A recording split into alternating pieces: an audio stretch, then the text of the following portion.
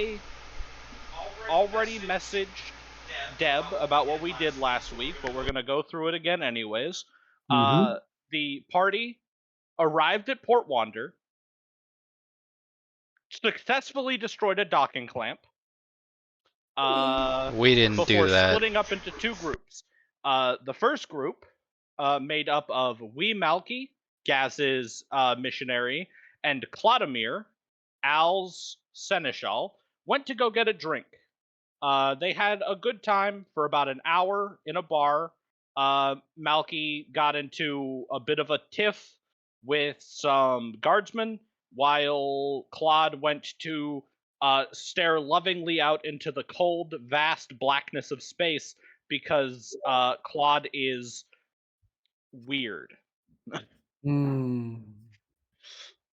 The other group, made up of Kate's rogue trader Vin, M's navigator, the Navigator, and T's arch militant Bertrand Birdie, went to talk to Vin's grandfather. Not actual grandfather, but there's too many greats in there, and I'm not going to say them all. Because Vin's pronouns are she/her, right? Her grandfather has been for the last 10 years, Vin's grandfather has been sending her about on a bunch of tests and training runs to inherit the warrant of trade from him, because somebody has been going around and murdering people who belong to the Elrahith family, which is the family you all belong to, by virtue of the fact that Vin belongs to it and you all belong to Vin.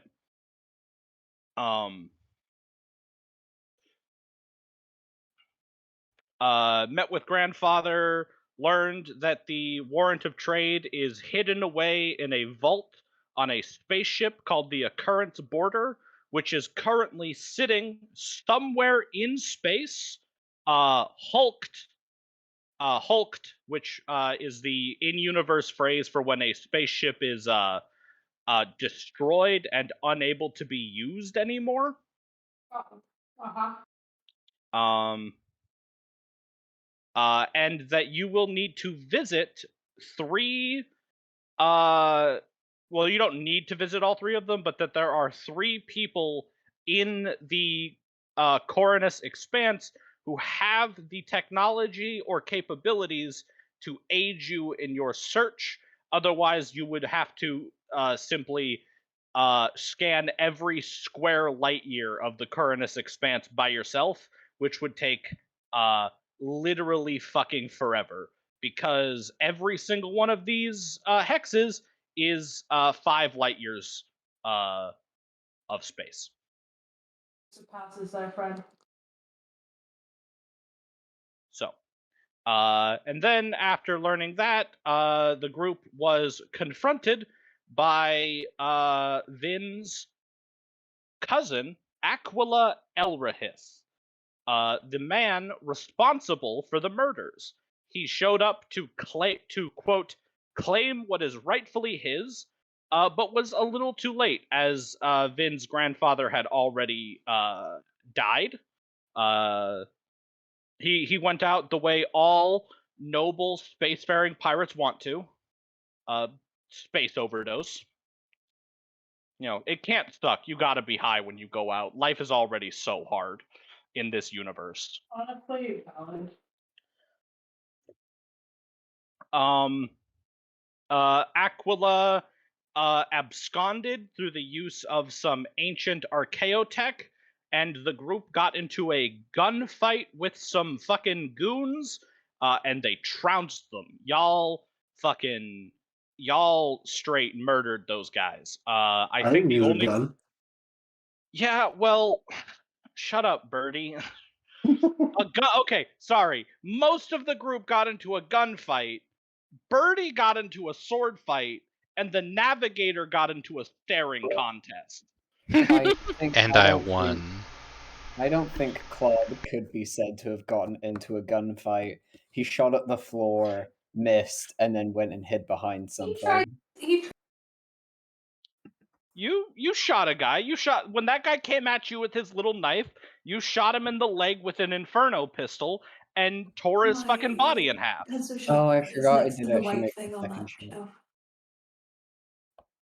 Anyways, after successfully dealing with the gunfight and also looting the Ripper gun off the corpse of an ogre, the group is now mostly reunited. Aquila is nowhere to be seen.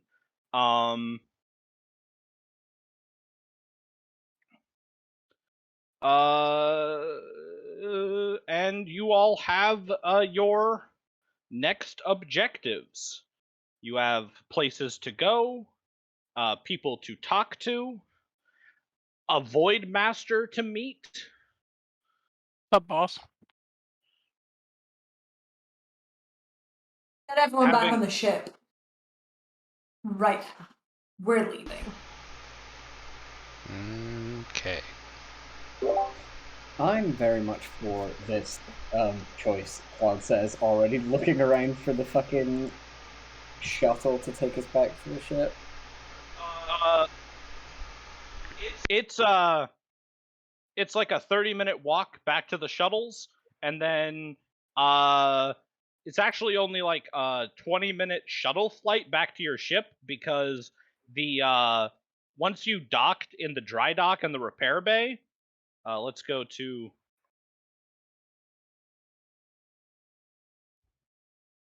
where did my map page go?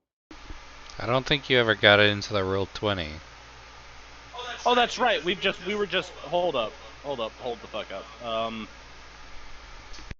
That's right. We were just using the big map in the what's it called? In the Discord. Let's get that fucking. Here we go. Click. Copy link. Paste link. There we go.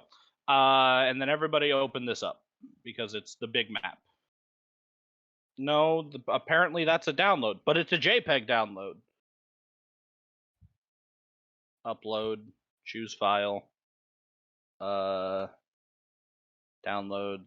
that one, open. Come on. That one worked. For me, at least. I can see this map. When I hit open, it just did it as a download. But regardless, it did download as the right file this time. So if you give me 2 seconds, we'll have an act. Ever coming back here? Oh yeah. Oh, okay. Port Wander is essentially the only bastion of modern technology in the Calixis, or in the Koronus Expanse. If you ever need anything like serious medical attention, or to get weapons that aren't made out of fucking sticks, you'll be back here.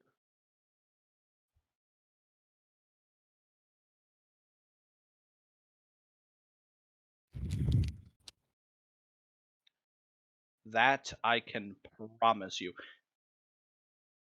What is the hey Al, what's the pixel ratio on this map? Oh god. Do you have a way to figure that out for me? 3000 by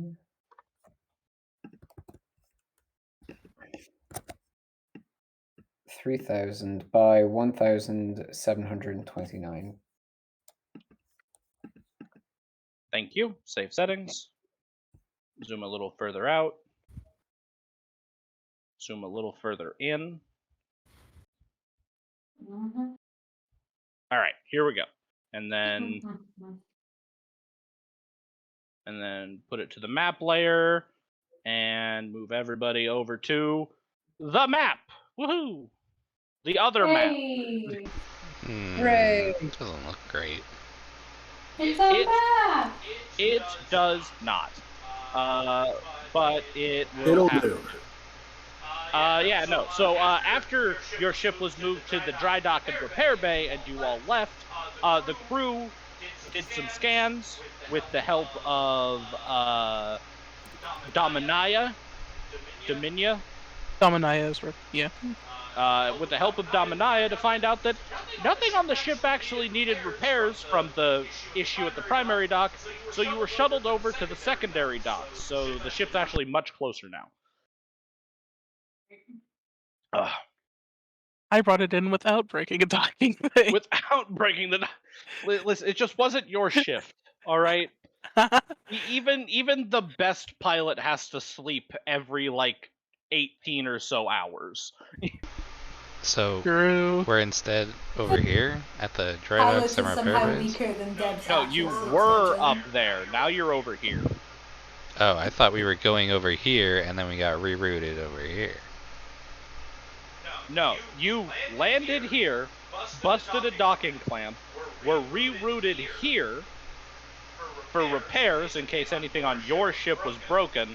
Nothing was broken. Rerouted to here. Oh, okay. Dominia's basically spent the last fucking like 3 hours just docking and undocking this ship over and over again. Fun. Which is Fucking navigator, what did you think?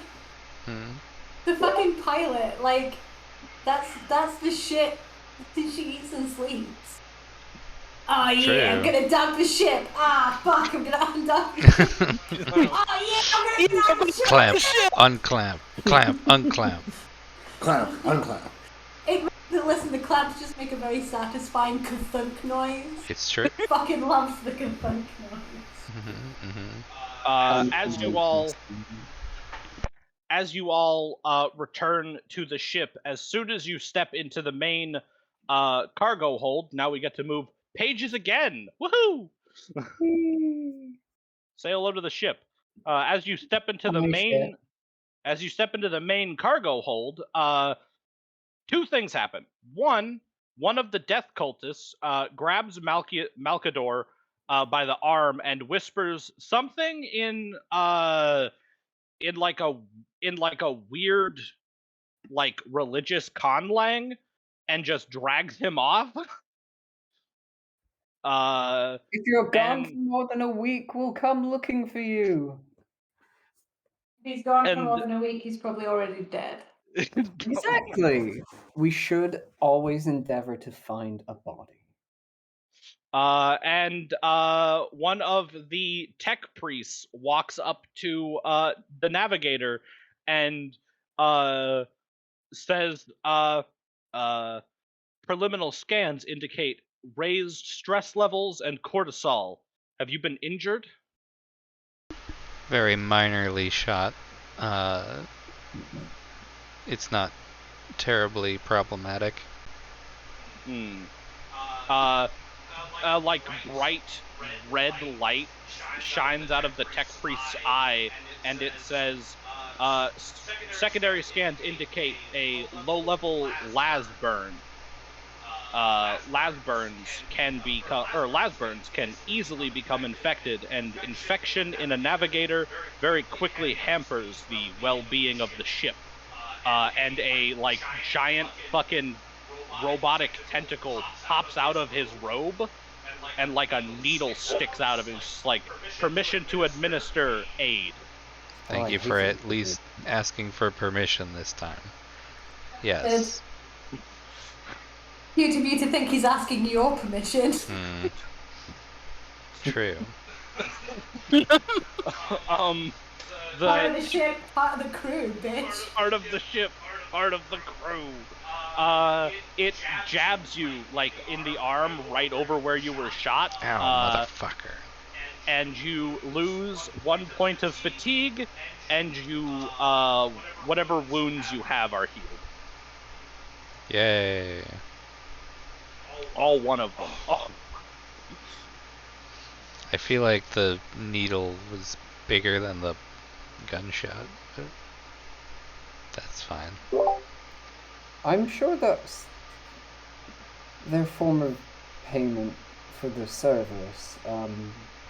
We get medical treatment and they get to look suitably ominous and dramatic with tentacle needles bigger than the bullet holes. To be fair, They would do that anyway. to be fair, the Navigator did not get shot with a bullet. The Navigator got shot with a laser. Mm-hmm. Also, I know that lasguns get a bad rap in like the lore, but a lasgun can rip a man in half.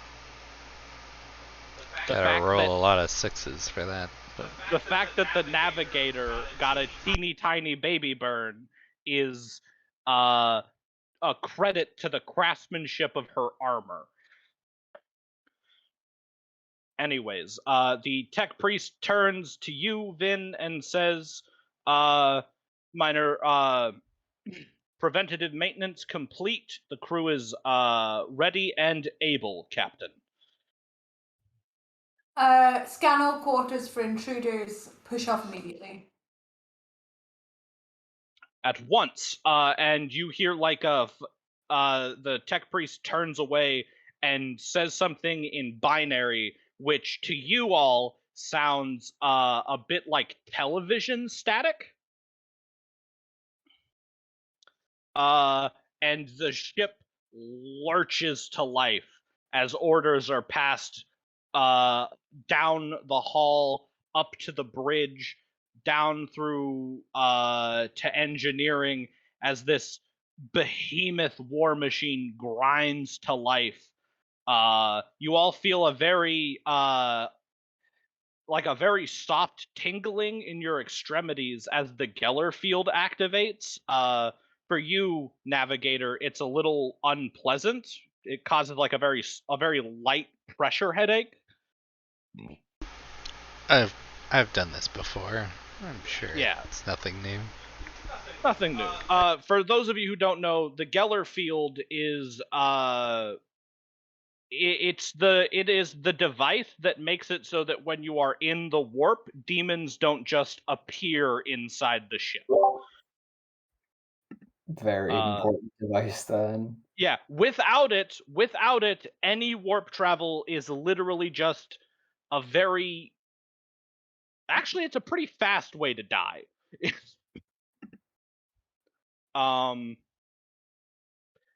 So as the ship pulls out, does anybody have tech use as a skill? Don't think so. Our tech priest would.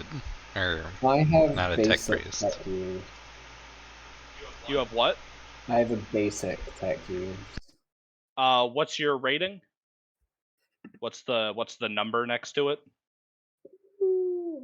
Like at the end for total? Yeah. 23. All right. Al, you're about as good as the crew is. So, do you want the crew to roll, or do you want to roll? What is he doing? Scanning the ship for intruders. Oh, All right. This is a routine check, so you're also gonna add +10 to this roll when it asks you for your modifier. Ship looks clear. Yeah. Turn to that same robot and tell them to maintain higher than essentially whatever the next DEFCON level above normal is. Levels of awareness.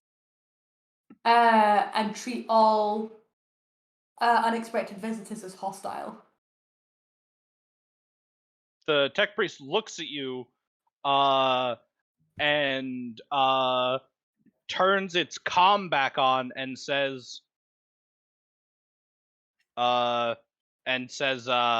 in like in low Gothic, so you all can understand it. Alert the crew, defense rating 2, arm yourselves. We are expecting unwanted visitors, apparently. Please make sure that any mutants are kept below engineering. We don't want any unnecessary casualties. For reference, just so you all know, in addition to the usual crew of the ship, there is actually about 10 to 12% extra people in the lower decks of the ship that just live there.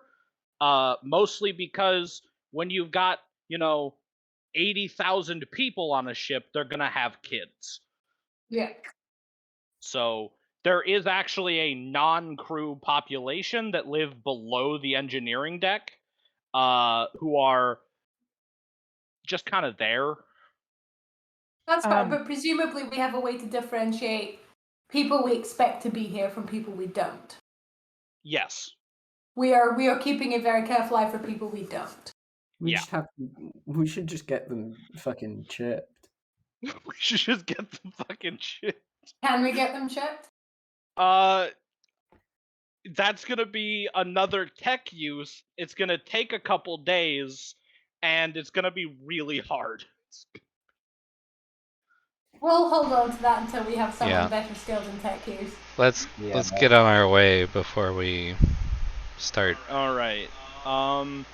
Do Fascism. we? I'm gonna turn to Navigator. Start fascism. I'm gonna turn. It's already tech fascism. What do you want? I'm gonna turn to the Navigator and say, take us to trucks. I was hoping Ah. you'd say truck first. Oh, you're Truck fucking first. right.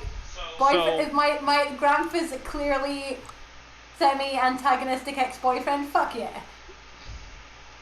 That's exactly what we're going for. The navigator nods knowingly and is gonna make her way to the bridge. 7, 8, 9, 10, 11, 12. 12 times that number. All right, cool. So now we get to do this really fun, long, complicated set of rolls because navigators. This is where navigators get fun. All right. So, M. Stage 1 of warp navigation, determining the duration of passage. Can I see the map again? Yeah. Yes, we will move back to the map. So,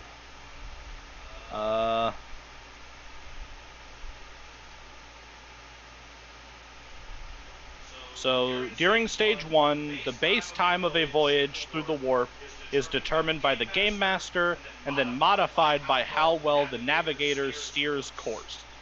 I've already figured out how long it would take to get to truck. You, M,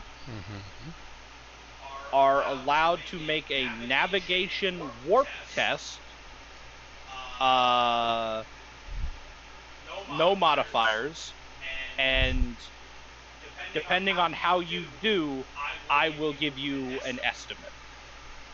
Okay. No modifiers.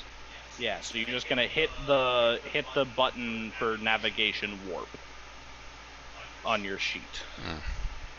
2 degrees of failure.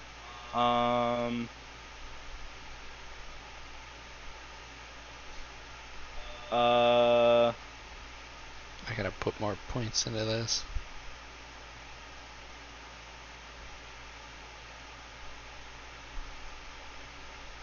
It's you are fairly sure that it will take you about 3 months to reach Damarist from Port Wander. Is that a particularly surprising amount of time given the vastness of space, or is that pretty... That's so with good charts, with good warp charts, which are a thing. I know it doesn't make sense that something like hell could be mapped, but it can, kind of. With good charts and a good navigator, you could cross all of the Coronus Expanse in 2 months. Captain's gonna look at her. Go.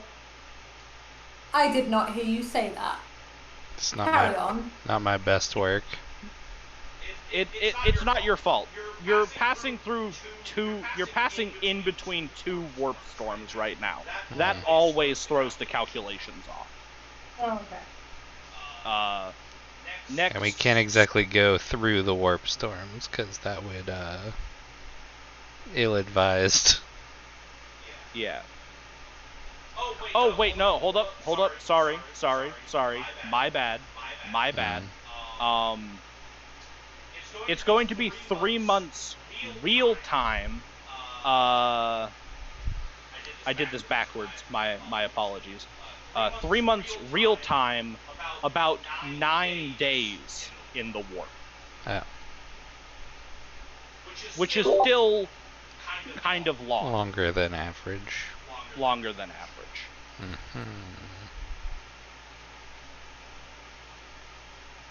Is Trying to figure there... something out.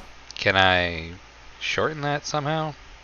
Let me 1 second. Stage 2, location of the Astronomicon. You must make an awareness test with +10. In order to locate the Astronomicon, which will give you some benefits later on down the line. Okay. +10. Should I have... Oh no, it's already trained. Okay. Oh my god, what the fuck? Rolled a 98. Uh, I mean, I wasn't gonna bring this up because lore reasons, but you mentioned last time that Cadia has already fallen, which means that the Astronomicon doesn't exist anymore. So, wait, what? after the fall of Cadia, the Astronomicon, like, goes out. Astronomicon. I didn't know that. Yeah, it's like a big deal in the books, but I wasn't gonna tell you that because that makes my job so much fucking harder.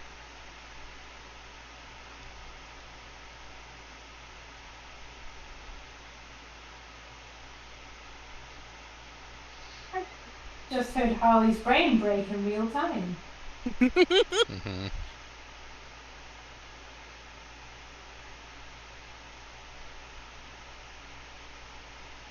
I'm gonna be safe. I'm not down. What? Listen.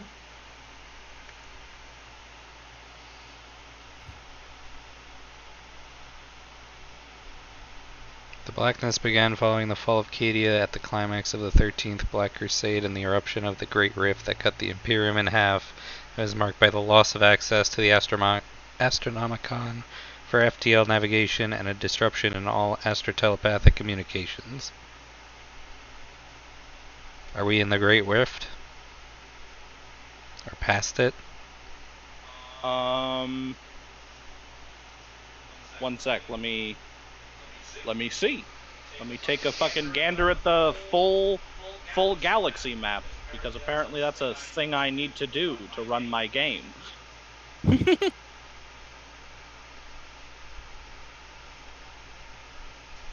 While we're doing this, just for the sake of this, if you want, you can spend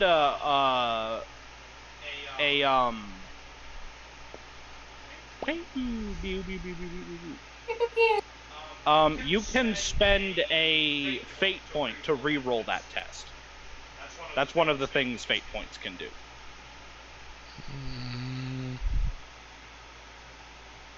Do these ever come back? When do you get them? When you spend them, they come back at the end of the session. Oh, okay. It's if you burn them that they go away permanently. And the only you time you ever burn them burn them is is if you- to avoid dying. Okay.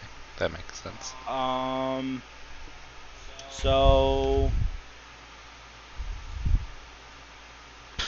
the God, I hate this system. Okay.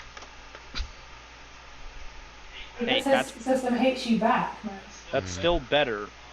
Where the fuck is Earth? You're looking for. Welcome to Farscape, the new series. Holy Terra Yeah. is in what region?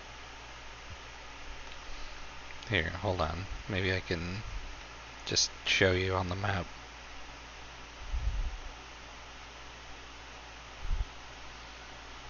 Oh, There's the Eye. Oh, hold on. There's the Eye of Terror. There's the Calixis sector. There's Terra and Mars.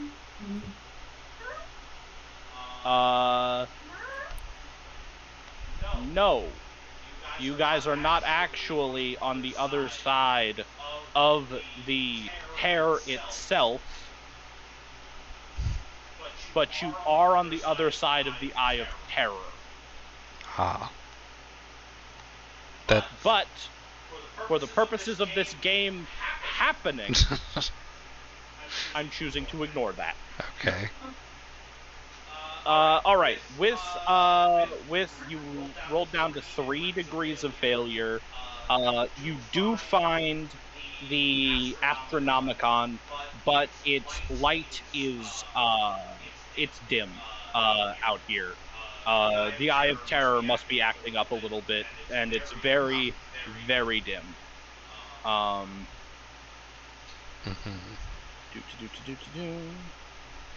Just want to make sure.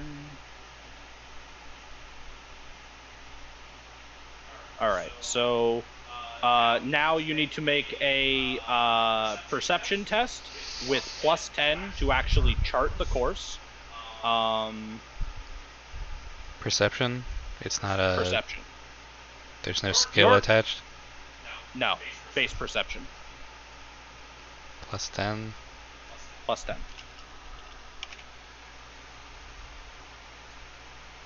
I actually did something right. Hey.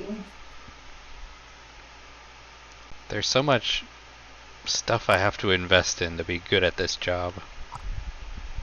Yeah. Where you get paid the big money. Could you pay me in experience points so I can invest in other skills?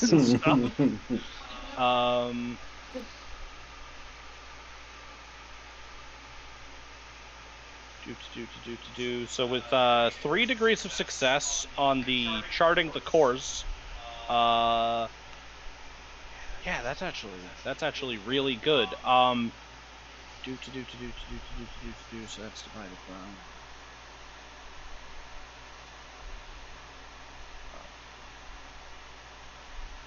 All right.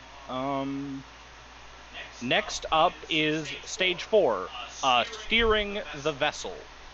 With the Astronomicon located in the local state of the warp gauge, the navigator now makes a navigation warp skill test modified by your perception of the Astronomicon. See stage 2. You did not locate the You did locate the Astronomicon, it's just dim. So you're gonna make a navigation skill test, no modifiers. Okay. Time to run the ship into a Yes! Yes! No, wait. Alright. Go. Fuck. That was Forbidden Lore warp. That wasn't steer the fucking ship warp. Oh, It's shit. this. It's the same Oh, modifier. no. It's still intelligence. Cool. It's We'll the take same it. thing.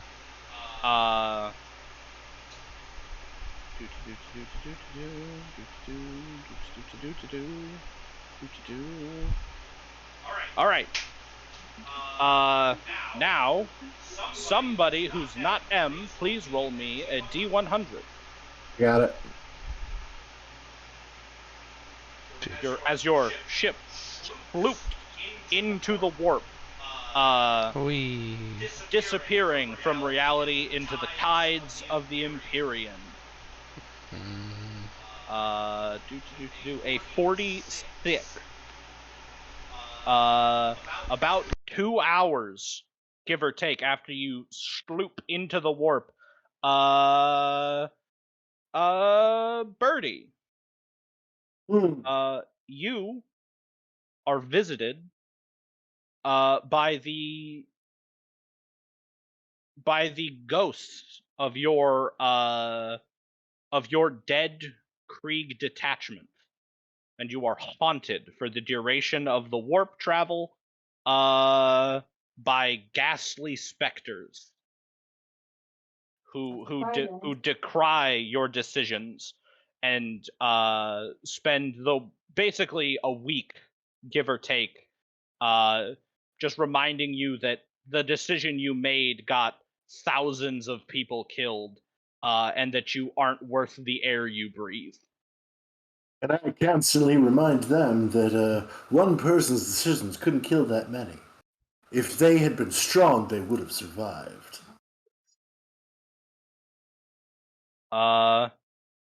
Yeah. All right. Because I'm a cold bastard. Regardless of your response, I do need you to make a willpower test. That is perfectly fine. Difficulty with -10. Skills, willpower. Willpower is a base characteristic. Ah, thank you. How do I roll willpower? You just click the big one. Good. And you said -10? -10.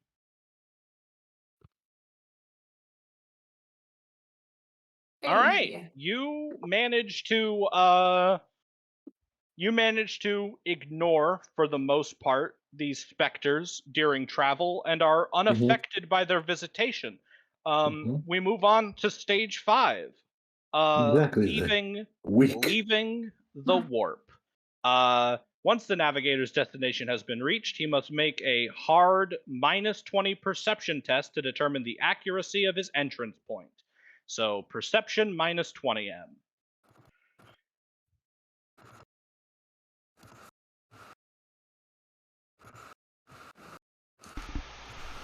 Okay.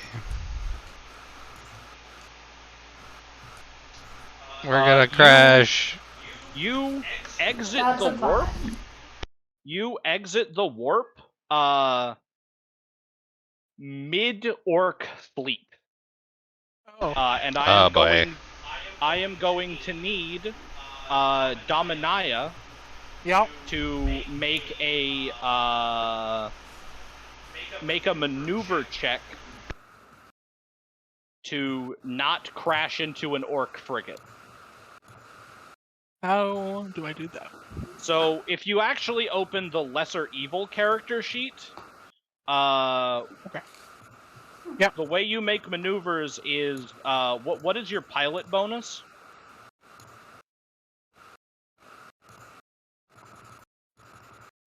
Hold on.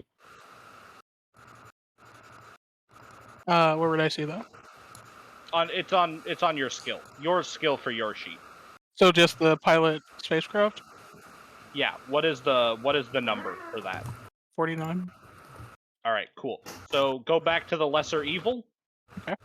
You're just gonna hit the maneuver action button, and when it asks you for your modifier, you're gonna put in minus 10. Oh no, maneuvers over here on ship.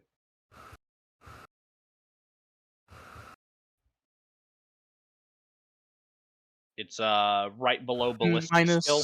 Minus 10? Yeah.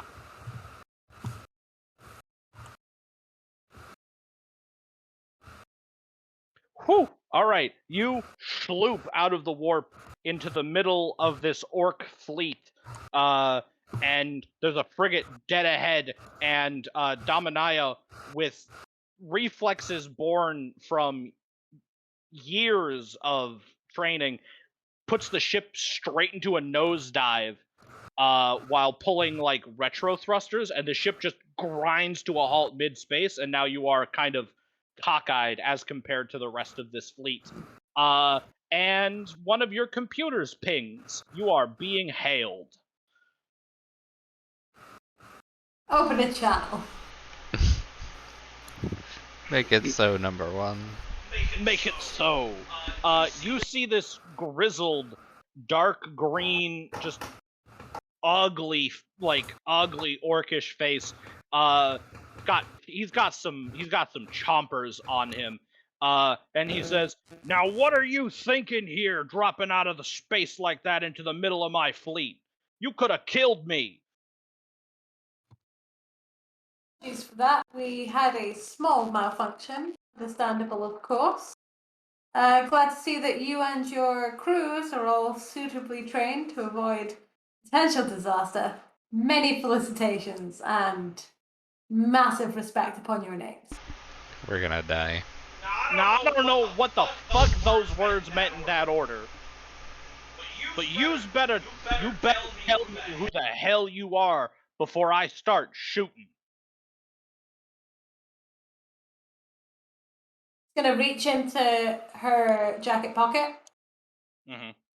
and she's gonna pull out the writ of trade.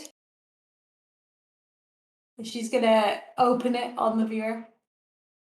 And she's gonna say, "Now's about the time you should alter that tone." He looks at it real close, gets all squinty. "I'm sure whatever you're holding's real impressive, but I don't read." Dude, orcs That- don't know how to read. You know what? You know what? That's a diplomacy goof on my part. This right here is a piece of paper saying I do whatever the fuck I want. And I'm real sorry for getting in the way of you doing whatever the fuck you want. We shall be on our way. Wait, hold up. He takes a closer look at you. Tell me, does Vin have a hat? Still that guy. Sorry? Does Vin have a hat? You're damn right Finn has a hat. Yeah, alright, cool. That's what I thought. He looks at you real close at your hat, and he says, "Hold on. I've seen that hat before. You're one of them Hume traders." You are observant, sir. You really gotta chill with them 4-syllable words. I ain't that. You're giving me a headache. Are you here? Did Elias send you? Yeah, Where is he? dead.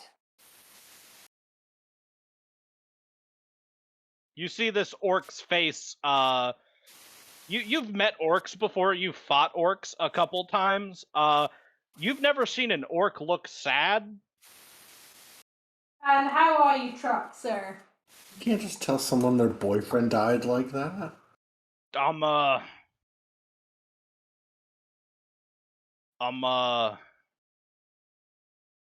No, hold. He turns around to one of his crewmates and fucking punches him in the face like, "Shut up, I'm not sad about a human. I'm coming over to your ship. Have your docking bay open." And the fucking, video closes. That was a lot easier than I expected it would be. Go and get an appropriate size of alcohol ready. Ready my disposable grieving chambers, please. You know, the ones we can hose down and throw out all the broken shit from.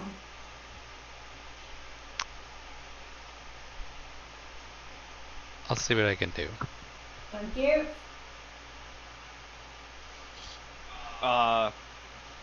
It takes a little bit for truck to. Oh, hold up. I should. Pew. Move It the takes a ship. little bit. It takes a little bit for truck to get over, and during that time, the computer spits out its usual. All clear. We made it through the warp. We made it through the warp, and there's no demons aboard. Yay! And also, the computer tells you that only despite being in the warp for about 6 days, during which Birdie was haunted by ghosts the whole time, only 4 days have passed in real space. Wow. See, I knew I would do that better than I thought I would. Yeah, I just had faith in you. you actually did really well, considering that you were mostly blind to the Astronomicon and traveling through unknown space, for which you had no chart. Yay. So about 30 minutes passed, and you're all in the main cargo bay, because that is also where the docking stuff is. When this it's very obviously an orc. It's not an orc shuttle; it's an Imperial shuttle, but it's been orcified, so it's got like skulls and shit on it, and one of the windows has been broken open so that they could have a nice breeze as they fly through space. That's a real thing, by the way. Orcs don't need to breathe unless they think they need to breathe. Huh. So this like orcified Imperial shuttle comes in and lands, and the door opens, and then you just see this frankly massive orc. Like you've seen orcs before. The average orc is like a foot taller and like 100 pounds heavier than a human. For those who haven't seen orcs, do you have a picture? Oh, you're right. Orc boy. Give me that orc boy art. I don't copy. So this is what orcs normally.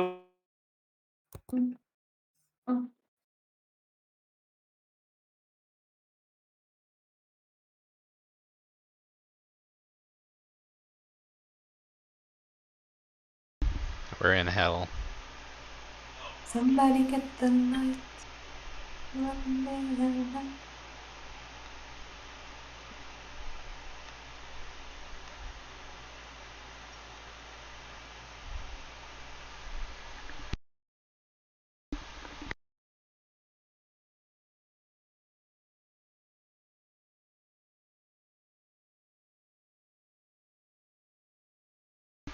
Say something?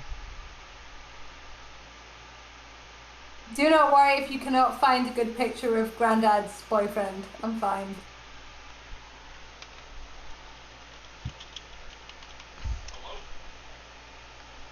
Hello? Oh. Hello? Kind of. You're very robot-y. There we go. Hello. There we go. Coming back. That's what normally looks. You're cutting in and out. Yeah, you fucked. Yeah. Give it You got fucked by truck. Give it a second. Hello? Okay. Hey. better. Hello. Yeah, so there's a picture. That's what orcs normally look like. And the thing about orcs is that the longer they live and the more they fight, the bigger they get. And Truck is just about the oldest orc who has ever lived. So when he like squeezes his frame out of this Imperial shuttle, he's like a good 10 feet tall and almost 5 feet wide at the shoulders. And he like squeezes out of the shuttle, and like 4 smaller orcs tumble out by having been pushed. I go to. Oh no. Oh my god. Oh no. Hello? Yeah, there you are. You're back now. Where did it cut out? The No, 5 we orcs most were of this pushing shit, him. Yeah. Yeah, the orcs were pushing to help him get out. They like stand up and they look really uncomfortable because they are now surrounded on all sides by like, as per your orders, armed humans and tech priests, who are who have been ordered to be very wary of visitors. Truck, however, does not look uncomfortable. They're not being actively antagonistic at this point because these we were expecting, and none of these are cousin shaped. Fair enough. Truck, however, does not look uncomfortable at all, and he walks right up to you, Vin, and stares down at you and says, in like proper low Gothic instead of Orc Gothic, which is its own dialect. He says, kind of quietly, "I'm really sorry to hear that Elias passed away. I was kind of hoping to kill the old man myself, but honestly, I think you would have. I think you would have liked that. Yeah.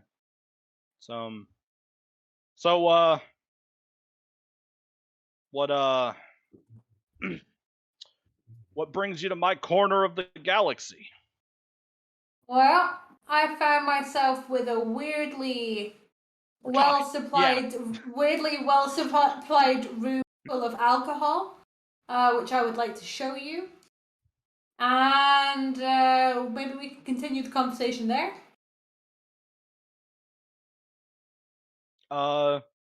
Yeah, sure. What's alcohol? Boy, are you not about to find out. Off we go. I was gonna say, as you lead him out of the room, he turns around and shouts at the boys. He says, "Oi! Be nice. Don't go breaking nothing."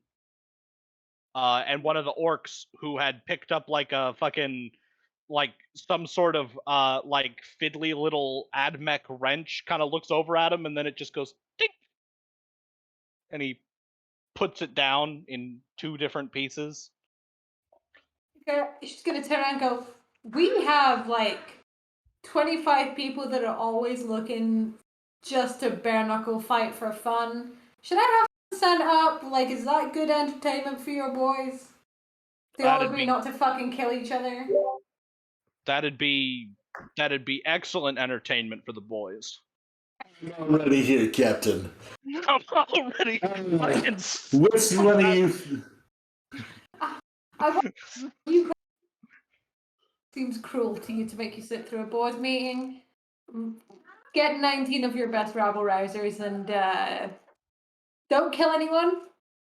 And the 5 of you, let's go. Just.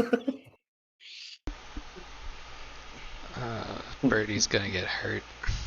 Birdie's gonna get hurt. Tell not to kill them. I'll tell mine not to kill yours. Let's go introduce you to alcohol, my friend. Yeah. Like I said, be nice. Don't go breaking nothing. Especially nothing that belongs to her. That includes the people. All these people belong to me. Especially this stupid motherfucker. Alright, do we want to do the talking first or the orc fight first? Up to you. Let's do an orc fight. That sounds fun. Fight. Alright. Adversary, allies, enemies. We need orc. An orky orc. Orc freebooter. Here we go. Alright. So how do I bare knuckle brawl? So that's the thing actually. The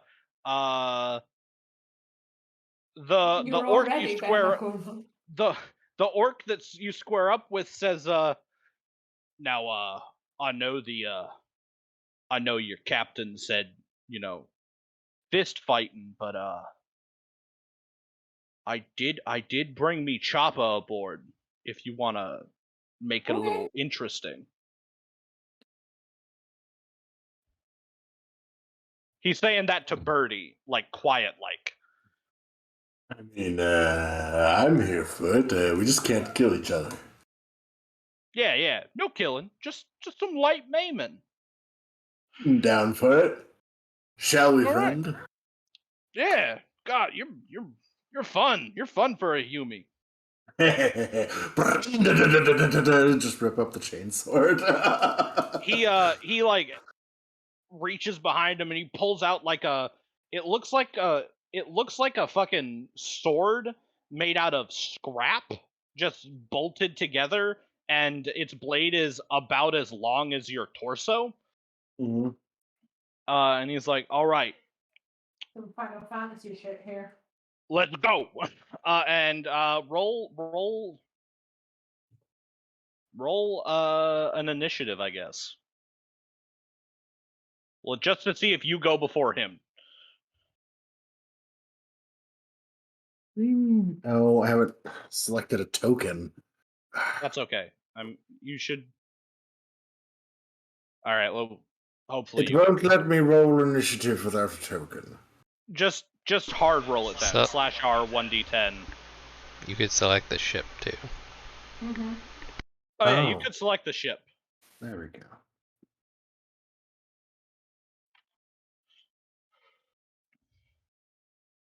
All right. Orc.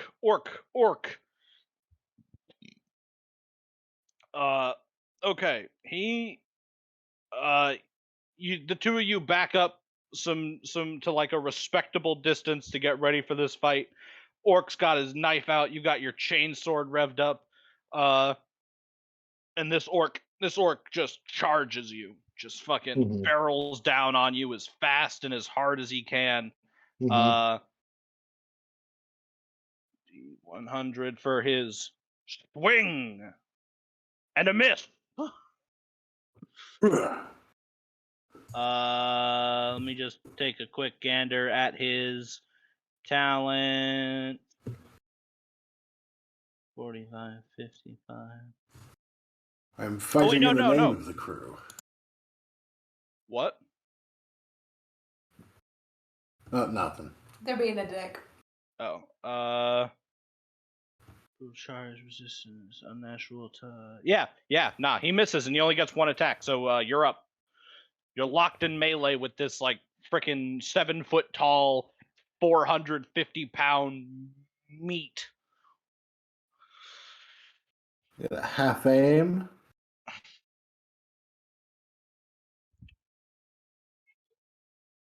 All right. Standard action. Modify. I'm just remembering all this. Nope. Oof. All right. Orc up. He's gonna all out attack. So that means he's gonna attack. Gotta beat a 65. He does with no degrees of success. He's got a base choppa, which is 1d10 plus 3 plus strength, so 1d10 plus 8.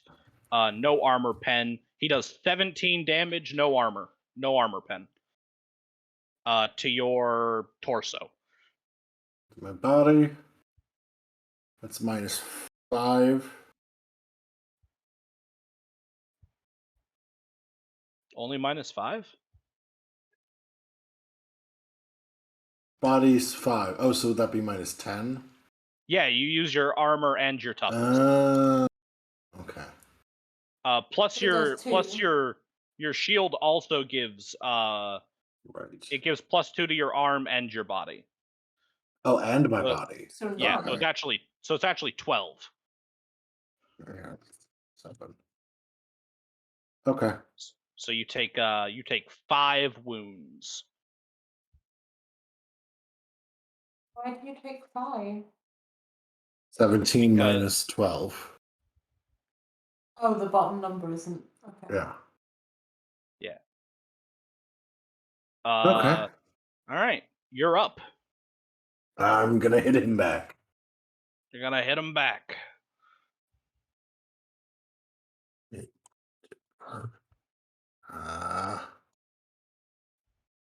Can you half aim and go all out? No, all out is a full action. Right, that's What- this button. No. Yeah. What you could do if you Sorry, I didn't mean to click that. I'm just. There we go. Go ahead.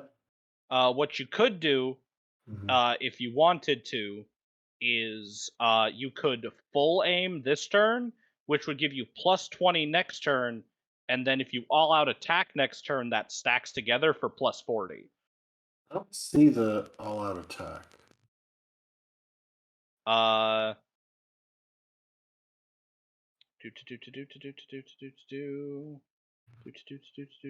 Playing the game, combat, all out attack melee. The character makes it's on page 242. No, that's fine. I just don't see the button on the. Oh, it isn't a button. It's just an action you take. Oh, okay. Yeah. Well, I'll full aim. Full aim? Oh, you can do. Yeah, so I'll full aim this turn. All right. So on your attack next turn, you'll get plus I'll add 20. full aim. Yep. He sees you. He sees you like eyeing him up like this, so he's just gonna do a regular attack because he's gonna try and keep his parry available. So I guess half aim and then attack. So got to beat a 55, which he does not. So you're up.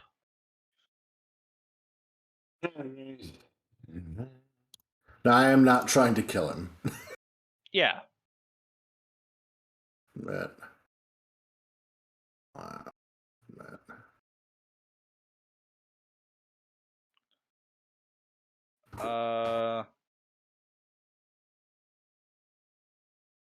Yeah. You So go ahead and roll. on D100.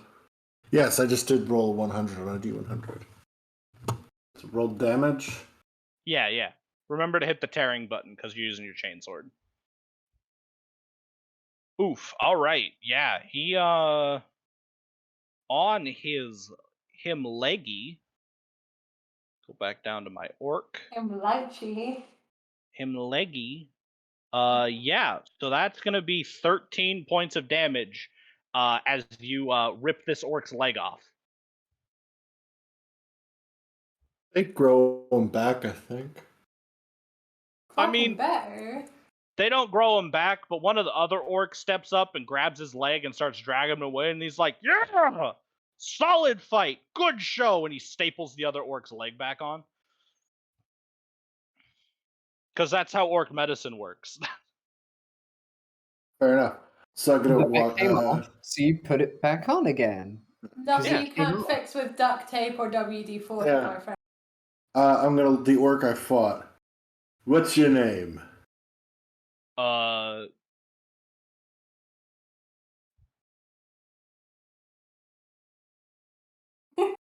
right, I'm Bertie. Loading. Nice to meet you. I'm the orc.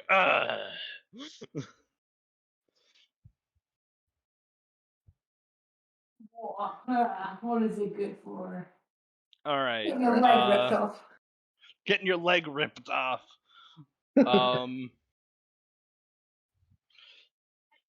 Anyways,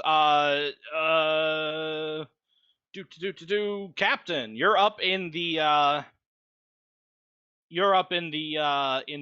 disposable meeting room. Which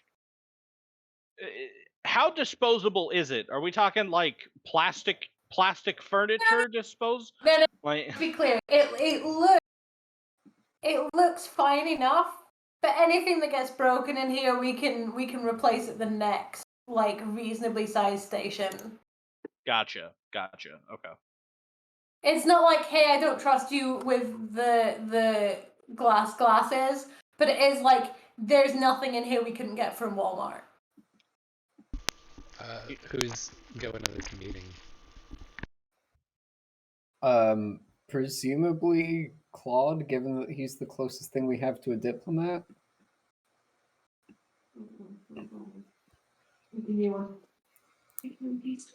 Huh? Sorry, I was opening something. I got distracted. Who's going to the meeting? And I said presumably Claude. Yeah, Claude is. I'm gonna take. Actually, I'm gonna take everyone who isn't fighting, on the basis that y'all are my tight peeps, and whatever is about to come is gonna be some shit. Cool. Alrighty. So you settle into the room. One of the tech priests has had the foresight to trade out Truck's chair with like with like 5 chairs that have been welded together. Excellent. That's why I keep them around. And he sits down and he's like, all right, what are we talking about? What's I don't mean to be nosy, but Yumis don't really come around here unless they want something. Usually it's to shoot me. Not interested in shooting you. That's a shame. Particularly. We can sort that shit out later, but I got bigger fish. So, couple of things. Let's lay the shit out. 1, groundfish ship. It's gonna turn itself up. It's been scuttled. I want to find it. And I sure as shit don't want any other cunt to find it. And he said, if you wanted, or if I wanted to get that shit sorted, Truck was the guy. Nah. He also wanted me to come tell you about his sad passing and pass on that he hopes he will fight you in whatever comes after this. And he said he would win. Obviously. And I got some family shit that I would be looking to murder my way through. So if that happens to ring a bell for you, appreciate a heads up on that too. That's pretty much it. Okay. Commiserations, ship, family murder. All right. Okay. Well, like I said, he looks around, makes sure none of his boys followed him. None of them sent like a goblin or anything with him. He's like, oh, okay. You know, I've known I knew Elias for a long time. A long time. Got to be about He starts counting on his fingers. Got to be about a lot of years. A lot of years.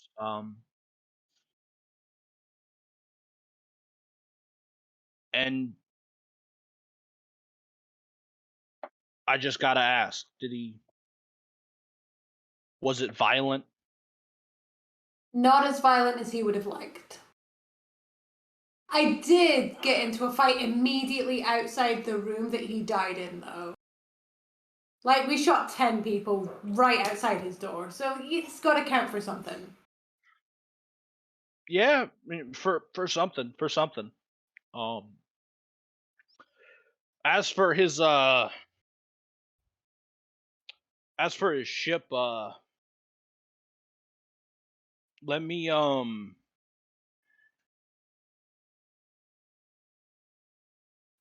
make a quick call. Let me see if I can't scrounge up some information. And he like pulls out like a fucking like a this like giant clunky old school like radio like from like the 60s on Earth. Nice. And he holds it right up to his head, and when he turns it on, you can like hear the radiation leaking out of it.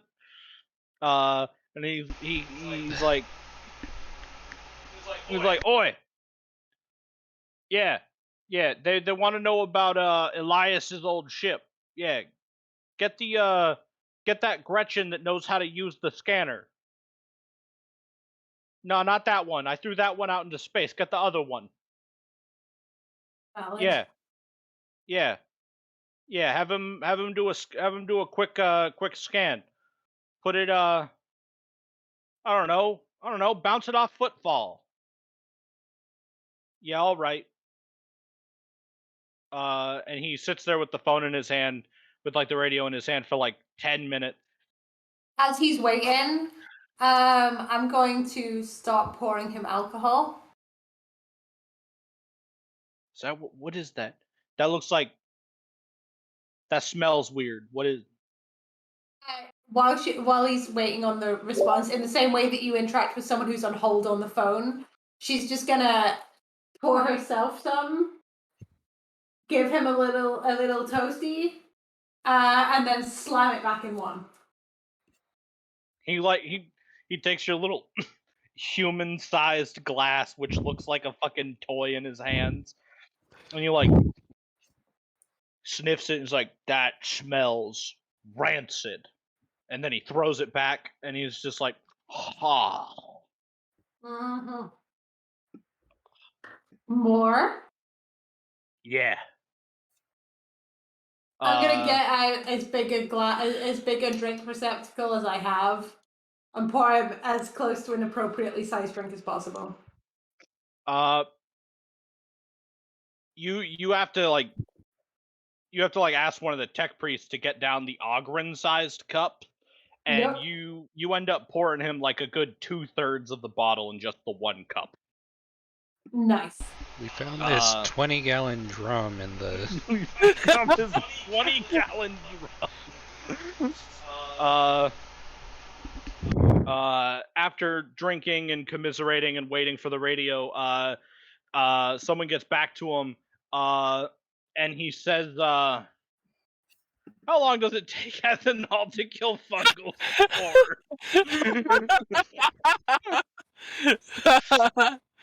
First sentence says it's not good at killing bacteria or fungi. We're fine. It's gonna take a while. It then says 70 to 80 is the sweet zone. It's fine. I'm sure it's fine. Anyways, someone gets back to him. He's honestly, the orcs are weird because, like, again, they don't have organs the way we have organs.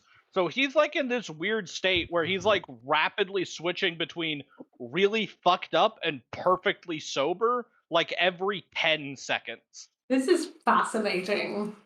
As his body like grows a weird liver inside him, filters whatever he just drank, and then reabsorbs the liver. Hello, is that you, Rob? Hello, yeah, it is. Sorry, work ran a little bit late. No problem. Everybody, this is Emmeren's brother, Rob. Hi. Hello. Rob will be joining us playing Vantrix Cull, the Astropath Transcendent. Going from the top of the list to the bottom of the list. Top of the list is T playing Birdie. Al playing Claude. Deb playing Dominia. Hello. M, your sister, playing the Navigator. Hello. Me, I know you. Carly, I'm the DM. And Kate playing Vin, the Rogue Trader. Sweet. Yep. The group is currently talking with an orc freebooter captain about some... Mostly about... What? No, you're fine, keep going. Mostly about how alcohol is really weird to for orcs to drink because they're like mushroom people. Ah, okay. Truck turns the phone down and he says, well, I can't I'm not getting any information on where the ship is, but I can tell you one of my rivals speed boss by the name of Rekka the Lightning Rod. His whole fleet just moved. Like they were in orbit around Corpse Fortune for about the last year, and their whole fleet's gone. Were they? Do you know where they moved to, or just disappeared? I ain't no navigator. I couldn't tell you. I'll. If y'all swing by there, I mean, I know what them eyes mean. You might be able to figure it out. Where'd you say they were? They were at Corpse Fortune. It's not too far away. We could take a look at that. Yeah. But I guarantee you that wherever they're going, that's where the ship will be. Your grandfather had some wicked tech on that ship, and I know that Rekka's gonna want it. Okay. If he gets there, he'll strip that ship for parts. Take him maybe a week. He'll have Now, Truck, my friend, my guy, my dude. We cannot let some bitch fucking strip ground for shit. What do you got? We're gonna start there. What do you got for me? You got a hint, you got a tip, you got a thought. You got some intel. Got some weapons. I mean, I can tell you that Rekka's that if you meet Rekka out in space, your ship could probably handle what he's got, because he's only got the one frigate and then a bunch of small raiding ships. Okay. Y'all should be able to handle that pretty good. But if you meet him on foot, he's got a couple bodyguards, some real nasty storm boys. They got them jetpacks and snaz guns. Wow. Fighting them out in the open, suicide. Alright. So Well- you said Rex is your rival, right? Yeah. He's You want me? You want me to bring anything back when I fuck his bitch ass up? Yeah. Bring me What do his you want? teeth. Alright. Back. How many would you like?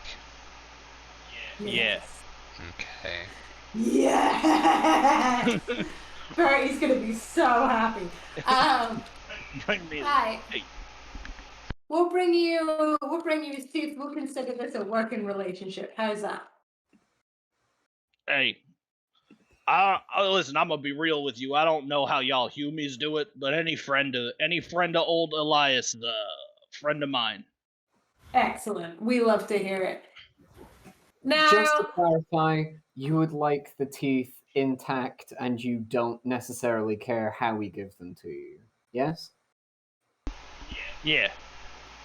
Great. Just thought Uh, that was an important detail. the navigator leans over and whispers to Claude, "The orcs use teeth as currency." Oh, fascinating. Fascinating. That one's he's for one free. of those. He's one of those book learners, you know. Nah. Fair. He don't know. Hey, friend, listen. I can give you more of this alcohol, but I don't know if this is an enjoyable experience for you. And I kind of want to go fuck up your guy, Rika. Yeah. Trug, would you like to come? It's a quick ride. Oh, you know I would, but These knees ain't what they used to be. nah. See, the thing is, I got my boys to worry about, and honestly, they're getting kind of antsy. We've been parked here in Damaris for a bit. We were thinking we might go over to, like, I don't know, Iniquity. I don't know. There's a mining world down trail, and we were gonna hit there, you know, smash some Yumis, you know, fork stuff. Tell you what, right? You go. We'll catch up. I'll bring you some teeth. Here's what I want though. You see, and gonna reach out and click her fingers at her two tech folks, to bring up fucking what the fuck his name is. My cousin's picture on a little hollow whatever. Boop. Yeah. Give me 1 second. Okay.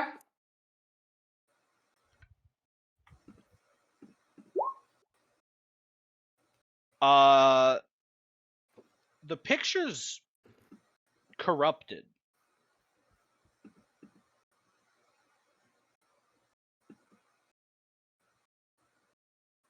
How so?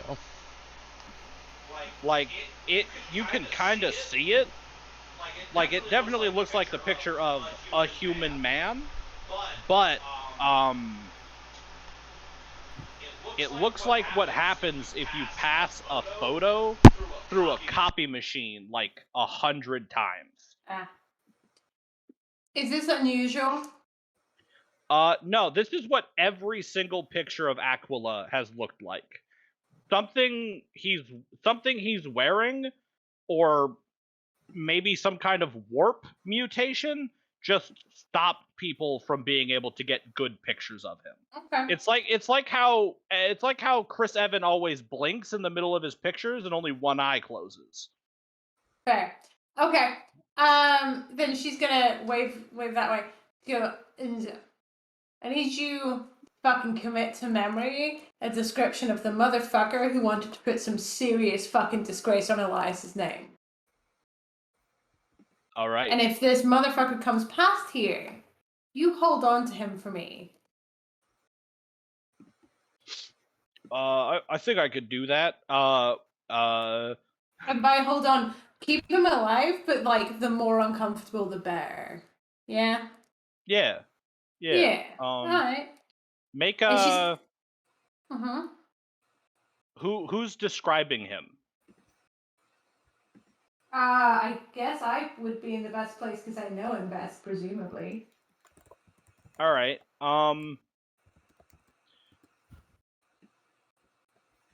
Make an intelligence check. This would normally be easy, so like plus 20, but he's got a talent that gives minus 20, so just flat intelligence. Okay. Really? The game fucking hated me for that. My intelligence score is 49. Yeah, you describe a human man Excellent. to Truck, and Truck he's nodding along like he's clearly doing his orky best to remember this, but for whatever reason you don't quite remember what Aquila looks like. Does this sound weird to my crew members who were there? Like, does it sound like I'm giving a weirdly weird description, or no? I don't know. Navigator. Yes. Make an intelligence check with make a flat intelligence check for me.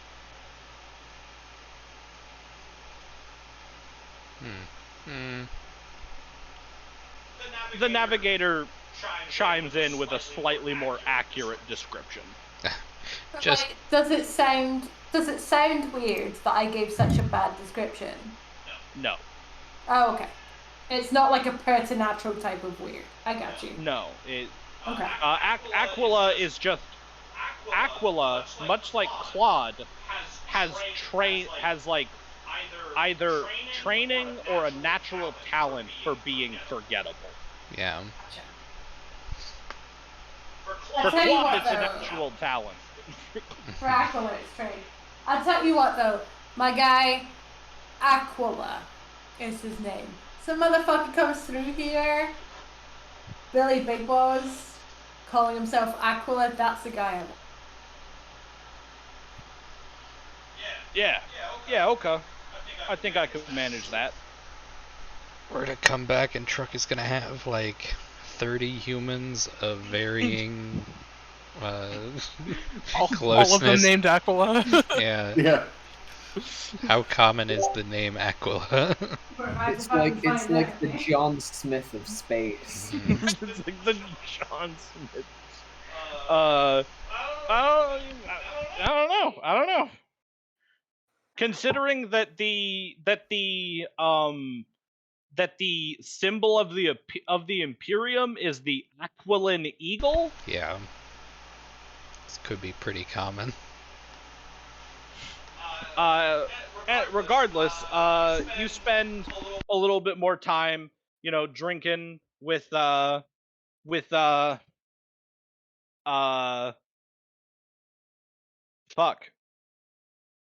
Truck, drinking with Truck when Birdie arrives, with like a patched up stab wound. Birdie like shows up with the orcs in tow. The Mhm. orcs look like they've had the absolute snot beat out of them.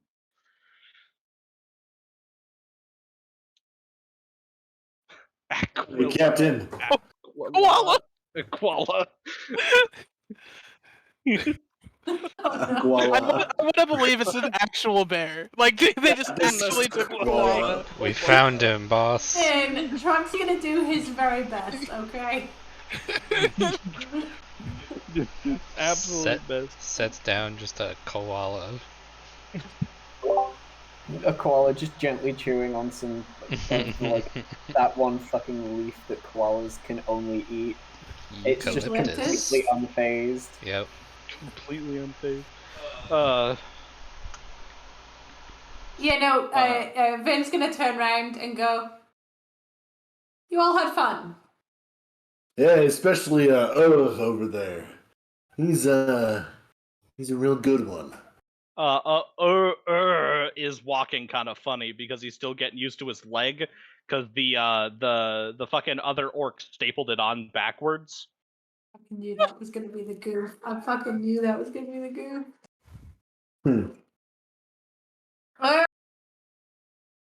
I mean, are you sure you don't want me to cut it off and they can put it back on the other way?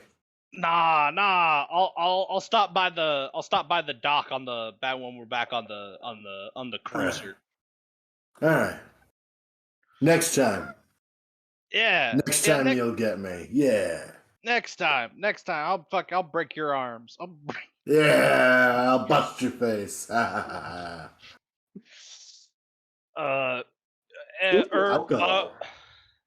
Ooh, alcohol. Erg turns to Truck and says, yeah, the boys, they got some real scrappy Yumis on this ship, boss. I think the boys are a little embarrassed, honestly. We should probably scoot before they Vin's start. just gonna look up and down at this massive fucking orc and try and marry together the idea of him just scooting off anywhere. And he moves like a fucking wall. He's gonna keep that shit to himself. Yeah. My Truck, guy has not scooted in like 400 years. Like, this is not. Truck's like, yeah, you're probably right. Gotta go do some freebooter shit, and he like downs the rest of his Ogren mug of fucking alcohol, and he just makes a face. It's just like it's like he's eating it like a lemon. Like, It grows on you, man. I'm telling you. I don't know. Does this come in flavors other than turpentine? I mean, yeah, it comes in grease turpentine. Oh, you know what? I'll bring you some different flavors back. Teas and different flavored alcohol. Duh. Yeah. I'll listen. I'll try them. Just bring him some schnapps. This one's just kind of it mostly just burns. Yeah, that's fair. That's fair. And I think with that, you lead Truck back to his shuttle, and they take back off. And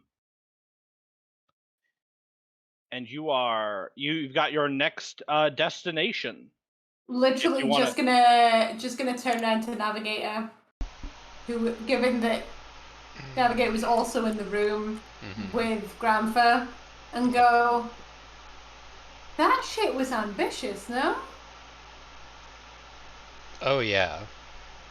Like, I that shit was ambitious. I don't want to think about it too hard, but it's. I could order you to. I won't, I know you could. but I could. I don't think I've ever heard of anyone who tried to give an orc blood poisoning before. That is definitely what we were talking about. Every day's an education, huh, Claude? I'm gonna slap Claude on the back and head to the bridge and tell them to pick off to Corpse. Corpse Fortune. All right. Do we have to do a whole jump, or are we just gonna scoot? It is a full 10 light years away. All right. We're gonna scoot in the same way that Truck scoots, as in not scooting at all. Yeah. However, it is nearby, so I am going to. It's going to be much easier. Yay. So, go ahead and I guess first up, go ahead and do your navigation warp test to estimate how long it will take. Any modifier? Plus 20.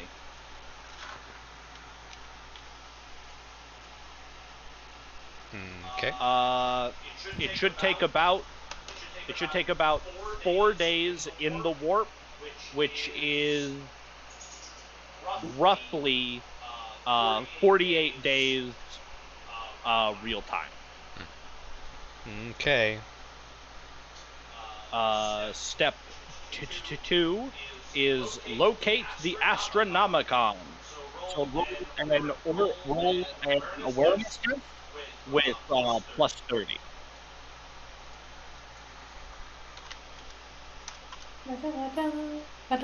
I see it. Damn. You don't just see it. You glance fucking coreward, and today it is a bright, shining beacon. Ow. The God Emperor's light washes over you like a spring shower. That's the good shit. What did I roll on that? You rolled a. Well, I love how we're Nice. looking at that fucking equation. Yeah, going, what the fuck is Yeah, this? you rolled a 12. Nice. Yeah, 'cause Okay. you had 46 plus 40 from your various bonuses. Yeah, and you rolled 12. All right, so.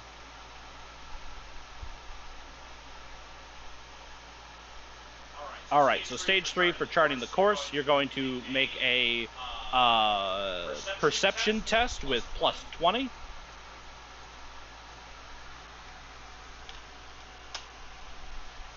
Okay. Awesome. Fucking hell.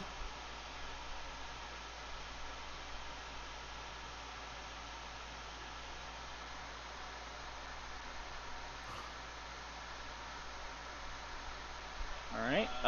Now you need to make a navigation warp test to steer the vessel, but you have the location of the Astronomicon down so well that you actually get plus 70 to this test. I think we're gonna get there. At this point, we might park on top of it. Yeah. All right. 1. You literally 2, parked 3, within 4, walking 5, distance. 1, Congratulations. 2, 3, 4, 5, 6. 1 second. Roll 1d6. So that's a 3M. Roll a D100 for me real fast. 85. This time, you spend about 3 days in the warp. Nothing happens. It's a perfect, uneventful voyage. It's a smooth one, Captain. It's a smooth one. And now I need a perception test with +10 to exit the warp. Alright. +10.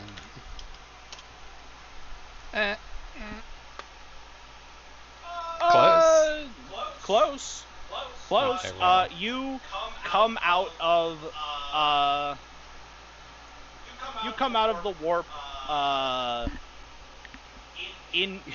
You come out of the warp into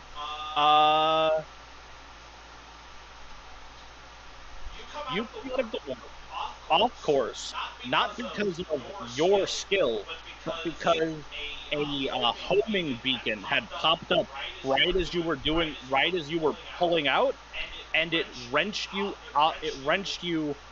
out of the warp in the wrong spot. And you see in the distance on scans two who are currently powering weapons. What kind of ships? Looks like pirate raiders. Are these the orcs that we were coming to meet? No, don't think so. Yeah. No, these are these look like based on you can't actually like physically see them. They're too far away. But based on the scans, these are Imperial ships. But they're not. They've got no like authorized, registered ship codes. They're flying blind.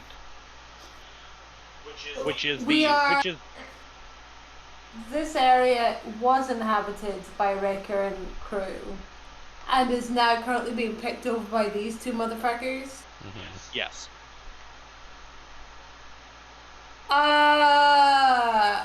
I'm gonna poo.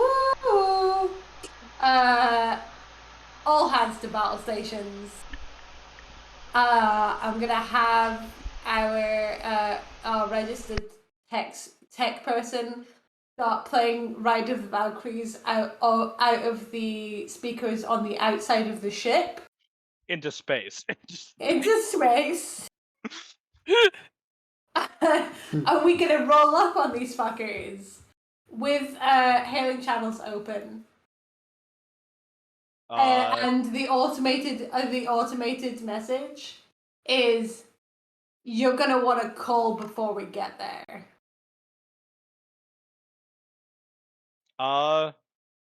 Yeah, actually, Rob. Hello. Hello. You, Vantrix Cull, are currently in your astropathic sanctum, just below the bridge of the ship, when the battle station's alert goes off. Your battle station as an astropath is wherever you feel you'd be most useful. So are you going to join the crew on the bridge, or are you going to join the crew in the gun bay? Probably in the bridge. Excellent. It takes you about 10 minutes to get out of your sanctum and take the elevator up to the bridge, and you step onto the bridge where is everybody? Who all's on the bridge? I'm on the bridge, obviously. Yep. I assume I would be, since I'm steering the thing. Yeah. I wouldn't be, because we previously established that Claude hates staring at the warp. Excellent. Claude, I are you assume going? I am headed for the guns. Excellent. I'll be right back. No problem. Take Claude with you. Oh, Claude, Mm. there is also the potential for boarding actions. Claude, you have high fellowship, right? Yeah, it is my highest stat next to perception. Hey. You would actually do well leading boarding actions. Okay. So if you want to make your way to the bottom of the ship, which is where the boarding pods are, that would be good for you. Anyways, Vantrix, you step out of the elevator onto the bridge. You can describe your character if you want, or you can just tell everybody to look at the token that's currently spinning in Discord. I would say just look at the token because that's honestly pretty spot on. Yeah. Yay.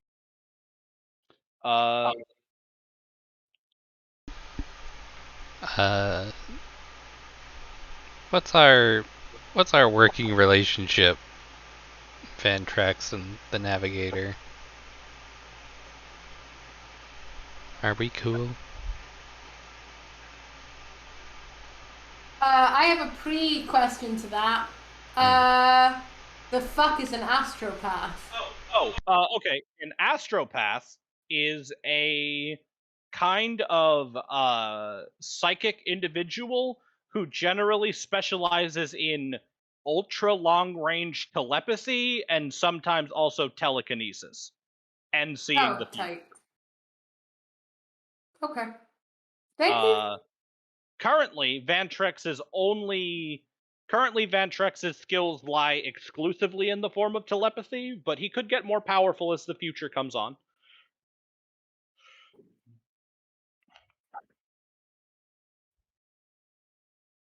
Rob? Yeah. The Navigator would like to know what your working relationship is like. Well, Vantrax is a person of few words, so I would say it's cordial for the most part, but Okay. kind of keeps to himself. We are similar in this respect. We have a respect for each other, despite our differences of opinion on what the warp is for. Yeah. All Okay. right. Vantrax, as you enter the bridge, you get it's really faint, but you pick up a soft kind of telepathic whispering from one of the psychers on board the pirate ship. And all it says is please run. I'm gonna keep that to myself. Excellent. I'm curious as to what this is. So here's how space combat works. For the sake of simplicity, we're not going to roll initiative because there's only 3 people. It's you're going to go and then they're going to go. So the way this works is that on your turn, the ship can make 1 move action and 1 shooting action, and then all of the people who are not moving or shooting the ship can do what are called extended actions. The list of which I have here.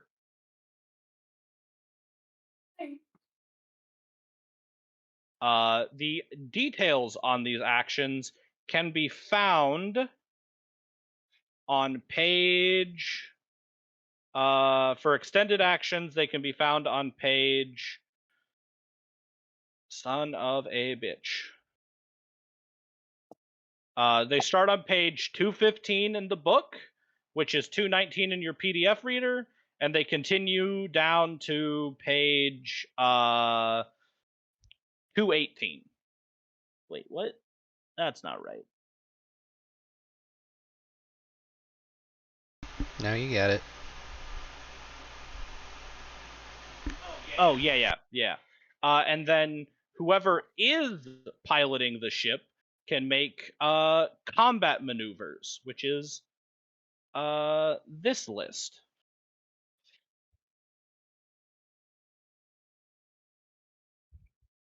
Presumably, Dominaya is piloting the ship, Yes. and Birdie is aiding with the shooting. Yep. Or actually, more accurately, Birdie is is helping with the shooting of the macro cannon, which is fired from the weapons bay. The lance, the Titan Forge lance, is actually fired from the bridge by the pilot because it is it's a prow mounted weapon that can't actually aim. It doesn't move, it just fires straight forward. So so yeah, it is your sorry for hitting show again. It is your turn. Dominaya. I don't think she's back yet. I think she's still oh. she's still stepped away. Oh shit, that's right. What is our movement in ship combat? You can move so the way this works is ships are big and they're very hefty. So your Havoc class ship can move 9 units, and then at the end of those 9 units, it can turn 1 time up to 90 degrees.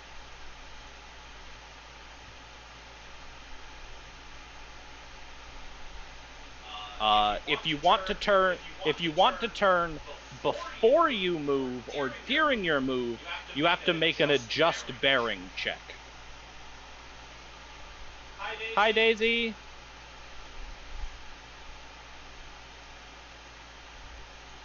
So our approach with essentially an open hail telling them to call us receives no response, correct? No, receive a response. The response is that they activate the heat shields and finish bringing their weapons online. Right. Alright. So we are gonna head. Would driving forward require a check? No, if you want to just go forward, you don't do anything for that. You just let the ship move 9 spaces forward. So by forward, I mean the direction we're clearly coming from, because we've come up on this side, so like that way. If we've entered the map from that kind of the ship is currently going. Ship is currently going this way. You know what? We're gonna go 9 that way, and then I guess when Deb comes back, she can 90-degree turn checkers. Oh, you don't need to check to turn 90 degrees. You need to check to turn early 90 degrees. Oh, okay. So you can just straight 90-degree turn. Is this rock here? No, that's it is and it isn't. It's there, but it's not in the way. Yeah. Oh, okay. There is no like cover in space. Mm-hmm. The way obstacles in space combat work is actually they don't provide any form of cover for weapon fire. All they do is interfere with movement. So like you can shoot past this rock, but you can't move past this rock. Gotcha. All right. Speaking of shooting, Hello.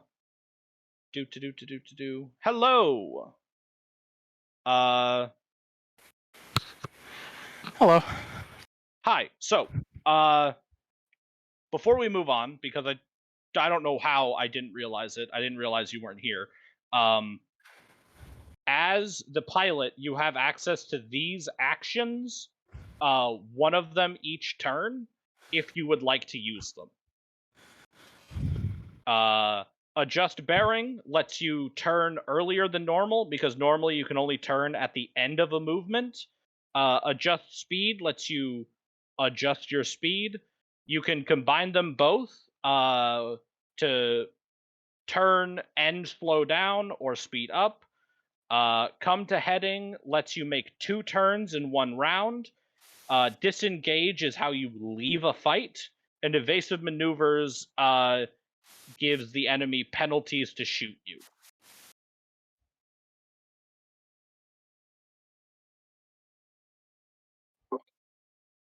How far are they from us? They are very far away from you. Okay. I don't know Also- why it's saying feet. I feel like I change this a lot every single time, but it just does not. 1 custom VU. Thank you. Also letting you know, Deb, you're in charge of one of the guns because it's forward mounted and can't aim, so you gotta eyeball it. Got Yeah. it. You, Dominia, currently have access to the prow-mounted, what is it called? Prow-mounted, click, Titan Forge Lance. Titan Forge Lance. Got it. Okay. Good to know. Yeah. So, right now, actually, they are out of range of all of your weaponry.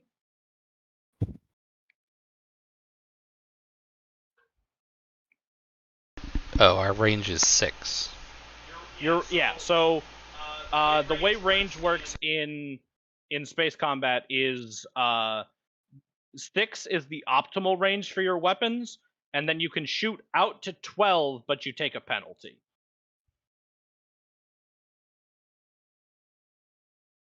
So from this distance, actually, I don't think.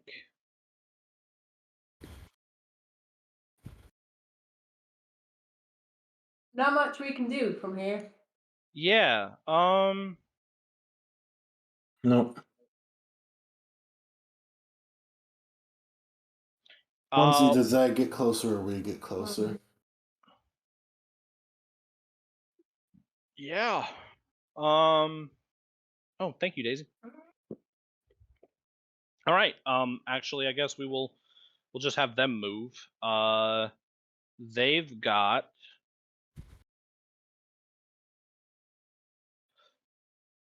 They've got a movement of 4. So he's gonna go there, there, there to there, and then he's gonna spin about 90 degrees or 45 degrees. This guy actually has to make a piloting check to turn early, because if he doesn't, he's gonna hit that rock. He does succeed on his piloting check, so he's gonna rotate 45 and go like so. Pew. And then they have. Do they have range? Do they have range on you? Range 4. They do not. It is your turn again. So the way this works for movement, for you, Deb, is the ship will automatically move either 5 or 9 spaces in the direction it is facing, and then at the end of that movement, you can turn up to 90 degrees in one direction, or you can use your maneuver skill to modify how you move. You can move faster or slower, or turn more, or take evasive actions. Okay. Any move we take, we're gonna bring ourselves into range of both of them. Yeah. So do we want to turn first, or do we want to turn after we move up? Well, right now, that first guy is in like the longest range for us. Yeah. So shooting him is going to inflict a -10 penalty. So I say we move first. I'm good with that. All right. So the ship goes pew pew pew pew pew pew pew pew pew. Psh. Do you want to turn it all? Because right now, your front-facing weapon cannot hit. Your front-facing weapon can hit this guy, but not this guy. Yeah, right. From here, we would want to turn anyway because we don't want to hit the rock. True. Yeah. So let's. You want to go the full 90 or just 45?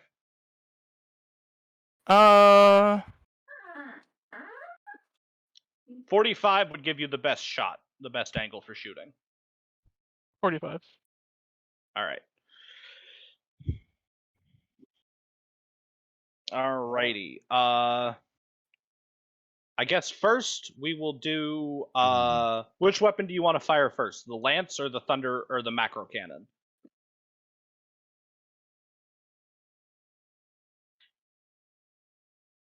What's the range on either? They're both range 6. Yeah, same range. Different strength though. So the. Why am I not seeing this? It's on the I'm ship. an idiot. I'm looking in the wrong place. Ah, It's all good. I'm just stupid. We're fine.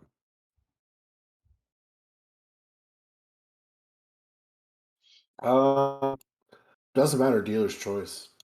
Deb, would you like to fire first? sure, I'll fire first. All right. What is your ballistic skill, Deb? 60, I believe. All right. Yeah, 60. All right. So go ahead and hit on the Titan Forge lance weapon. Hit that first R, The first tire? Okay. and then you're in range. So, and there are no further modifiers. Oof. Your lance skims just to the right of their vessel, and inflicts no damage. Okay. T. Uh-huh. What is your shooting? Much lower. 36.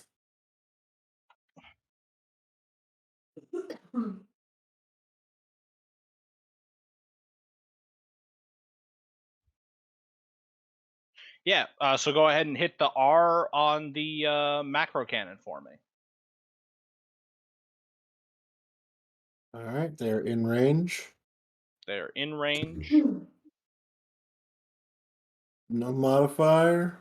No modifier. Pew pew.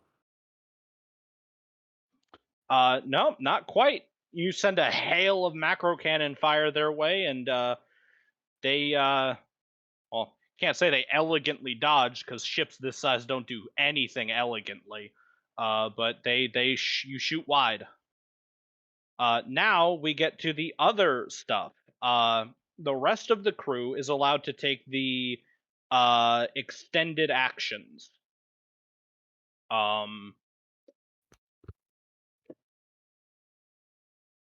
So,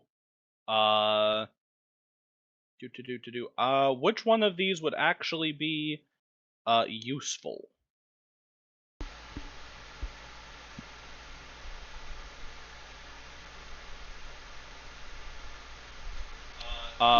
Someone.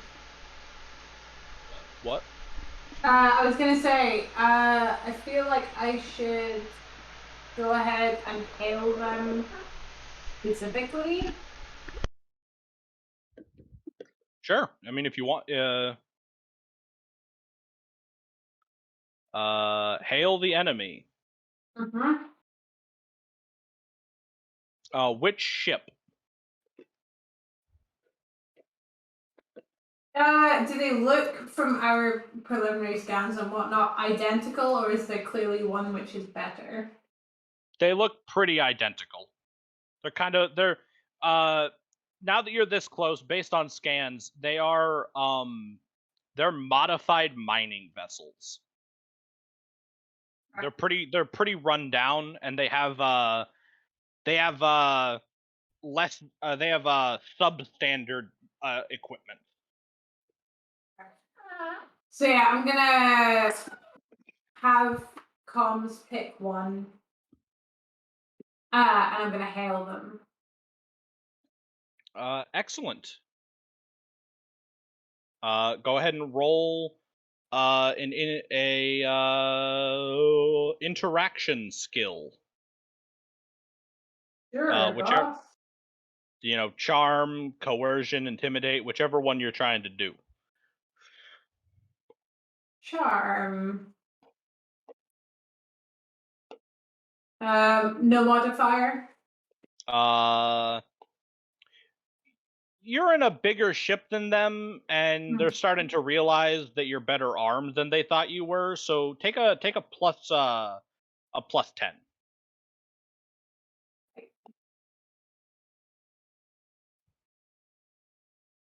That'll do.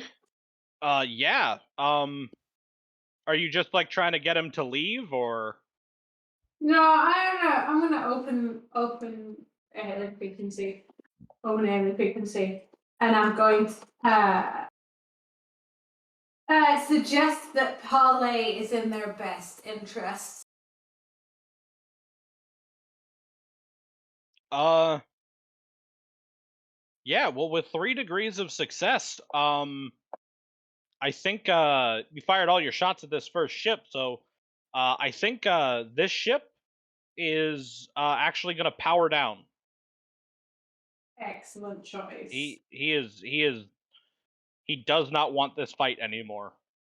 Mm-hmm. This ship, however, because you can only hail the one of them, I think it would just assume that you've killed the other ship. Yeah. Because you fired shots in its direction and then it went offline, and that is hard to tell. Yeah. Does anyone else have anything they would like to do? Not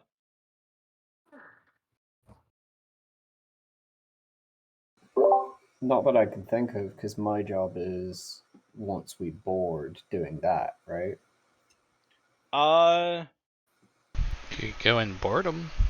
Yeah, you could do a hit and run. Oh, no, they have to be within 5 VUs to do a hit and run. They're not close enough yet. Yeah. Could I do that, aid the machine spirit, so that, in case we do have to make, like, an evasive maneuver afterwards, or I guess in a couple turns? Do you have tech use? Ugh, I don't think so. Because tech use is an advanced skill. You have to be trained to use it. No, sir, I do not. All right. Someone could do a lock on target action. I don't have the skills for that.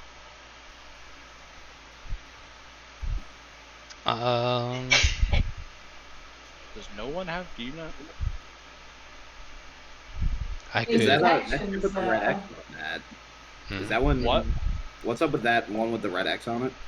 That one's the one that disabled. Okay. Yeah. I could do a put your backs into it. Put your backs into it. I'll intimidate the crew. On them. Either one. Oh yeah. Whatever works best. All right. Let's see. What is this? Intimidate. If you succeed, add 5 to a ballistic skill test or fire a weapon component. I guess I'll try it, because why not? Alrighty. What's my intimidate going off of? It goes off of whichever of those 3 skills is your best one. So I want to use intelligence then. Alright. Any modifiers? Yeah, you know, that other ship powered down, so we'll give you a +10. The crew's feeling good. Hey. Nice. Yeah, so with 5 degrees of success, you actually give that +5 bonus to both weapons, to both the Lance crew and the macro cannon. Oh, that's what that means. Neat. Yeah.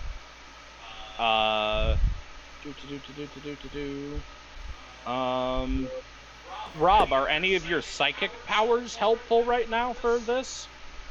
I was thinking about contacting the other astropath, and he was saying run before, but I was thinking about saying to him, "No, you."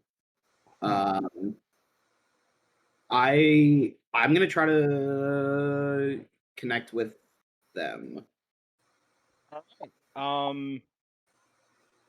That sounds like an astral telepathy to me. So Yeah, and I don't think there's any range on it. Because we just put range 0 on my character sheet. yeah, well, the range for astral telepathy is theoretically infinite, but the further you're trying to reach with it, the less clear it is.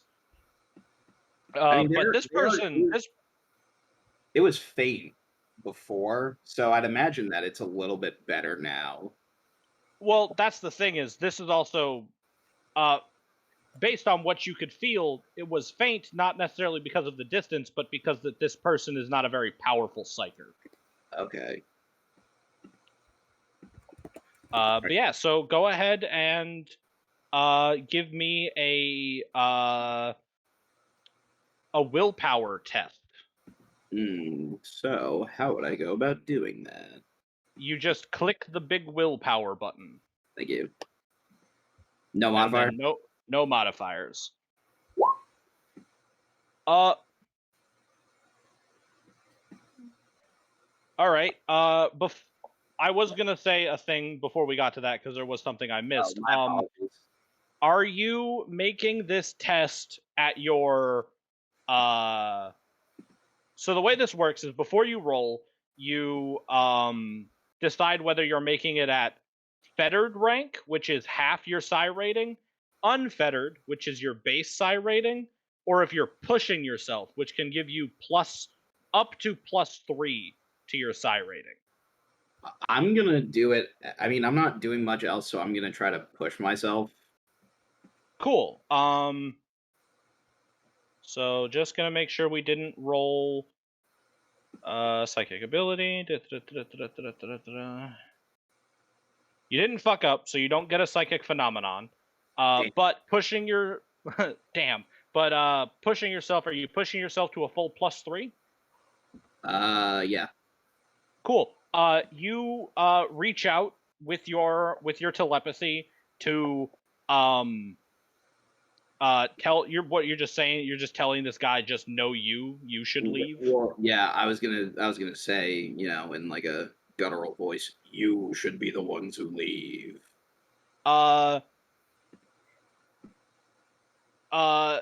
You don't take any damage from this, but you are hit with psychic feedback as the sheer difference between your power and their psyker causes their psyker to explode.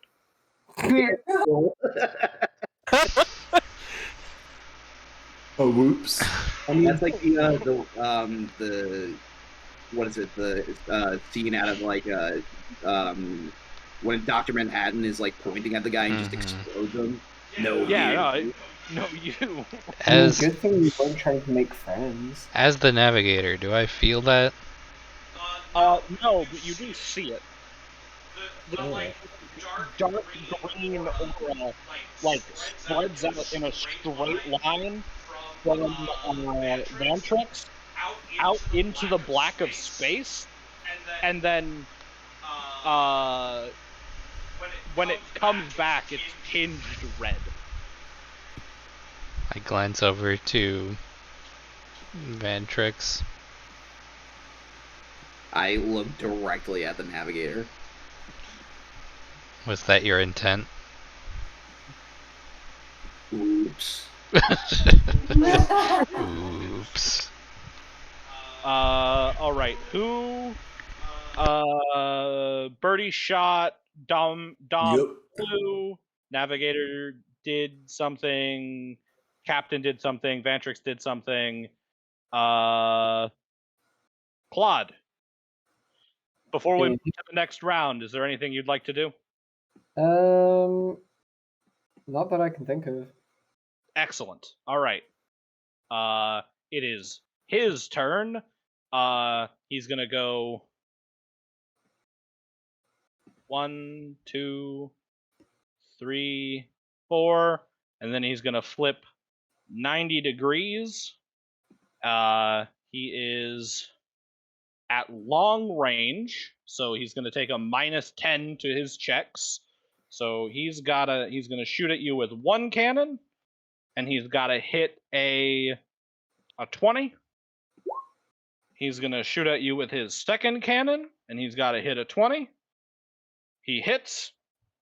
I'm not gonna roll damage though, because he only lands one hit, and your void shield eats it.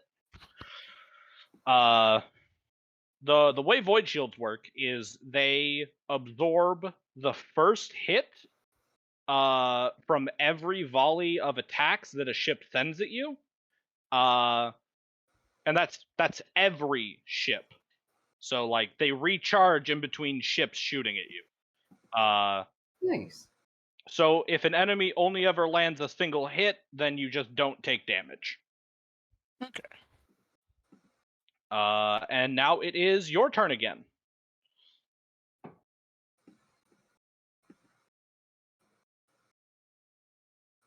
So we gotta move first. Yep. We could turn, but I should. But we don't want to run into that guy. Yeah, we don't want to. We don't want to run into the dude. Hold, real fast, just so we're all aware.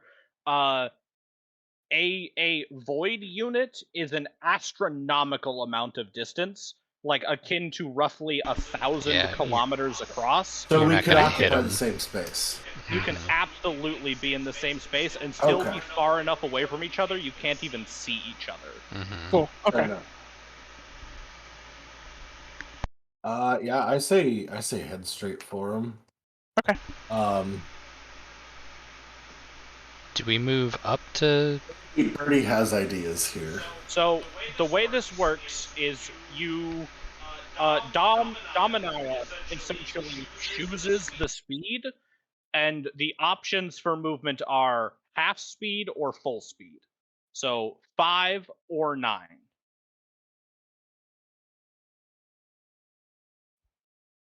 That's up to you. She could make a maneuver check to move slower or faster. Okay. So like if you wanted to move to Yep. If we go 5, then we can just turn. Yeah. Yeah, and you'd be in half range too. Okay. All right. So, are we putting on boarding? Is that still? That's Yeah, we about could- to be an option. Yeah. We could do a boarding. You could do a boarding. We do have to do a shooting first though. Yes. Right. Okay. I just want to make sure what the plan was. Captain, you want us to wipe this, the one that didn't power down off the face of the galaxy? We have. Can we take any other actions? I mean, you don't technically have to. There. Hail the ship, please. Sure. And I would like to hail this particular ship with. I have an offer of employment you might want to consider. Oh. All right. Shanghai, baby. So go ahead and roll charm.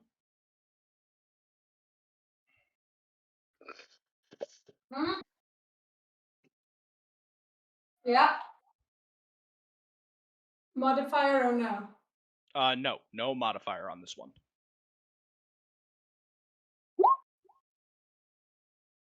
Hey. Cool. So that's a 1. Nice. So now go ahead and roll a D100. Number to beat is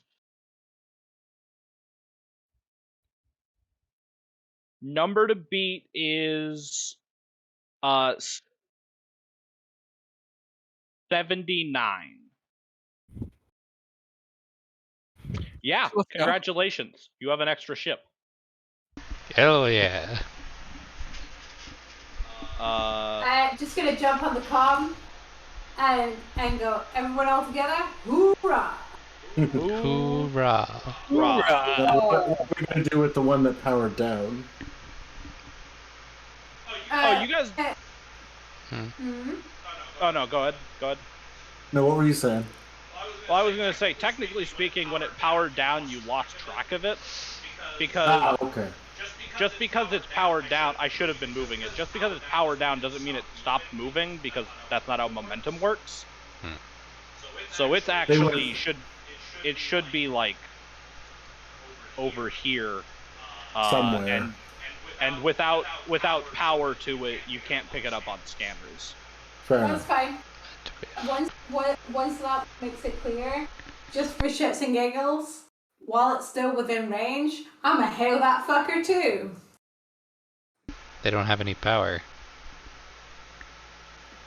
Gonna turn to my scion. Your fucking astropath. Be like, hey, could you Could you ping them real quick? Can I do that? Can I just send out like a, I guess Yeah. like a astral So bump? astral telepathy, yeah. So because you don't have you don't like know where they are because you don't have the computer telling you where they are, it's gonna be at -20, but you can absolutely try it. Okay, Alright, give it a then- try. So then, Acquisition. Pirate mining tug. Acquisition description. The loyal Acquisition Possibly. description: yeet. Oh no, yoink. Sorry, yeet is in the wrong direction. Mm-hmm. Description: yoink. the loyal oh fucking Christ.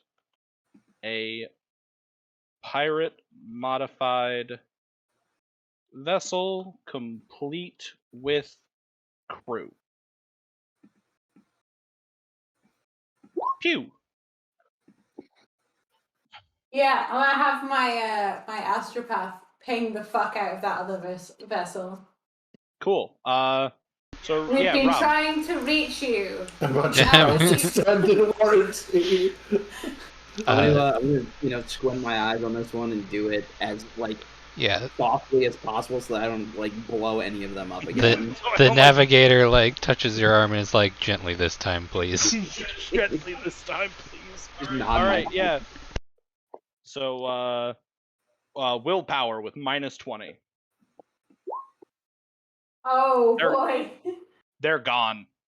They're actually you reach out for literally like 100,000 kilometers in every direction, and from your best guess, this second ship didn't even have an astropath on board. Okay. What the fuck? Nothing. It was fucking nothing. It was- 1 out of 2 is not bad. yeah. Gonna turn to I'm gonna jump on the comm real quick. And I'm gonna hail Claude. I'm gonna tell him to bring me what passes for their captain. Righty ho, will do. Righty ho.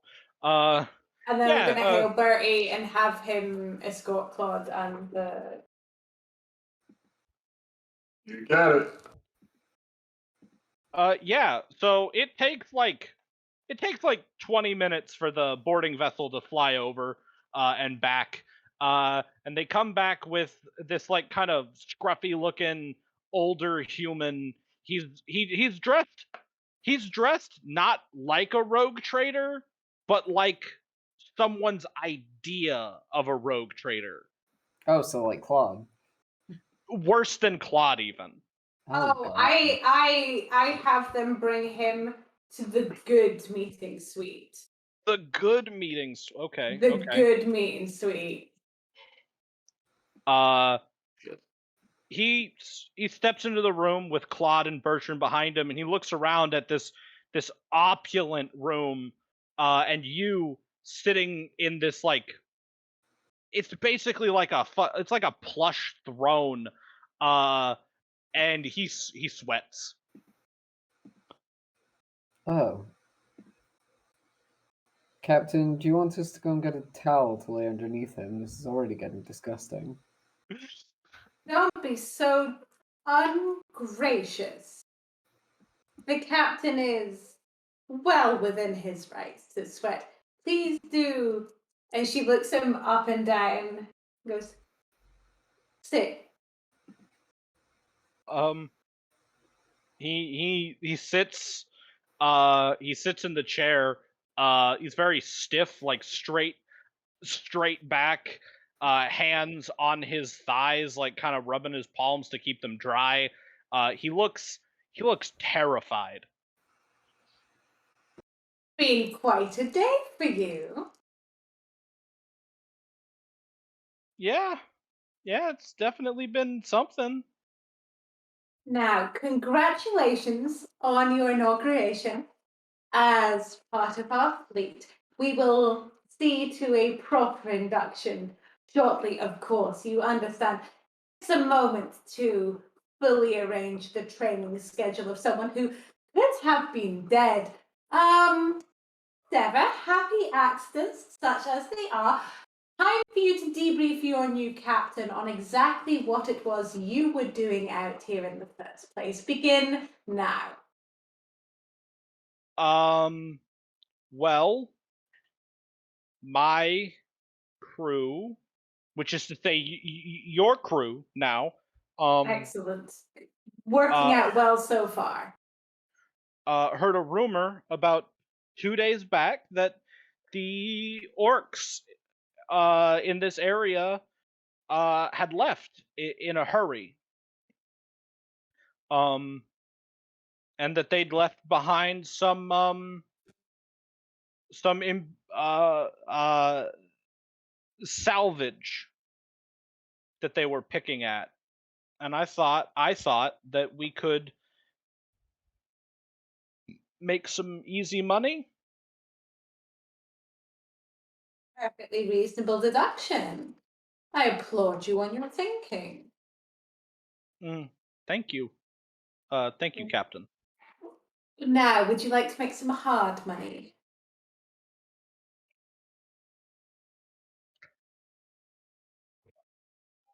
We can absolutely release yourself and your crew from your new employment, and you can go back to scrapping amongst the stars for scraps and hoping you don't starve.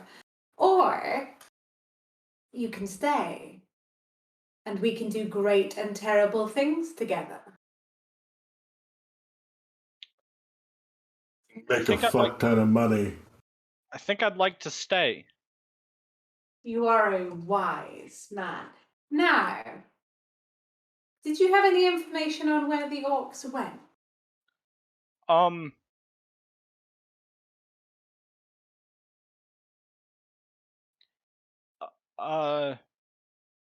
They were going it made no sense when I heard it, but they're going to empty space. According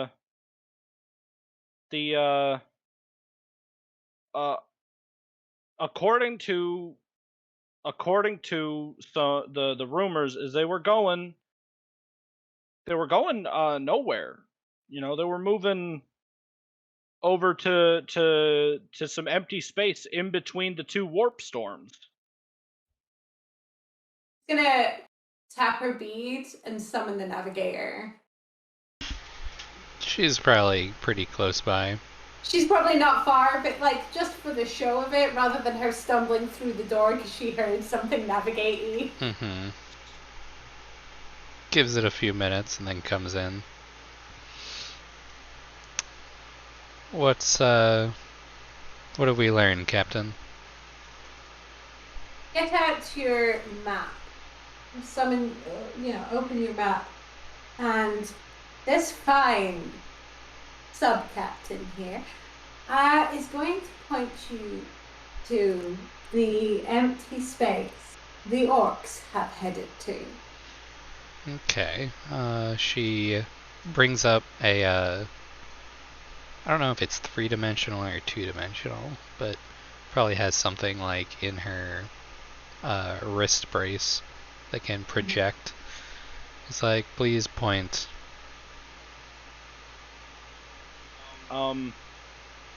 Yeah,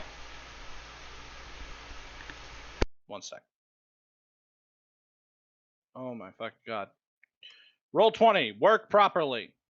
Doubtful.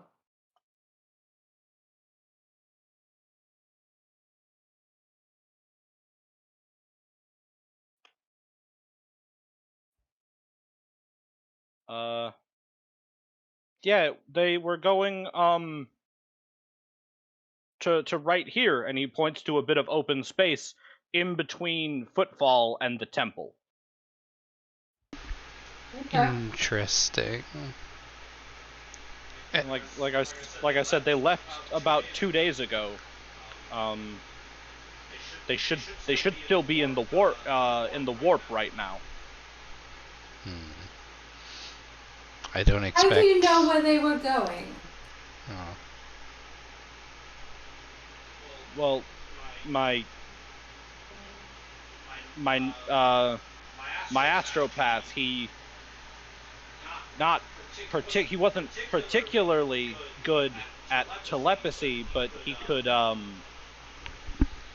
he was a deft hand with the Emperor's tarot, and all the cards pointed towards that bit of space, and then his brain exploded.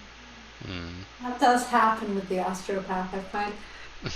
Occupational hazard, hasn't it, Navigator? It certainly is. I'll check my own cards. I don't expect my head will explode, but just to confirm. Alright, M, you don't technically have I do. the... Do I not have the... Well, tracking a ship through the warp is its own ability, which you don't technically have yet, but for the sake of it's cool and I think it will be fun, I will allow you to use this power regardless at the cost of 2 fate points. Permanent cost or daily cost? Daily, not permanent. Ah, tight. Yeah, alright. I'll do that.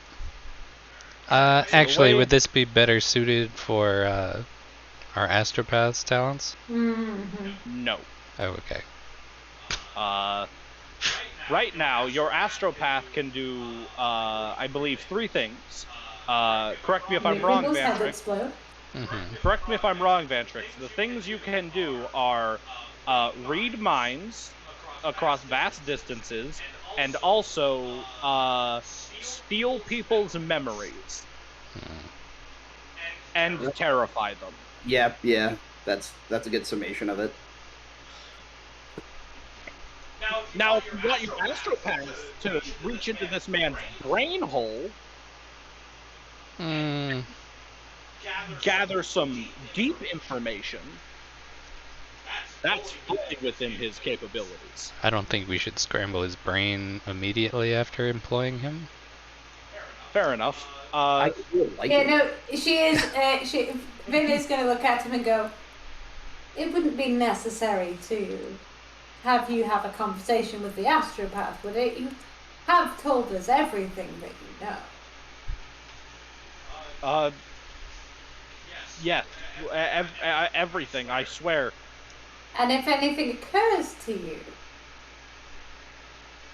you will volunteer it in a timely fashion. Absolutely. Excellent. He is a touch enthusiastic.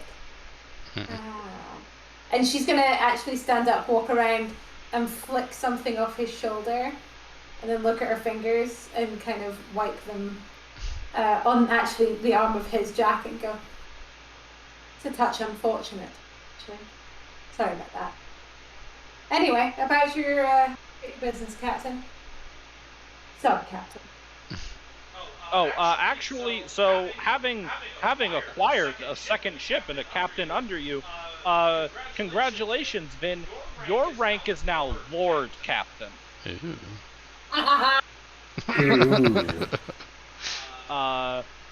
So this man is still a captain, but you're a Lord Captain now. Anyways, M, the way this ability works is it's tracks in the stars. When a ship travels through real space or the warp, it leaves a faint trail, the lingering shadow of its warp drive. Using your third eye, the navigator can follow its trail. Roll a perception check. Okay. It's a very fresh trail, so take plus 20. Neat. Perception plus 20. Oh.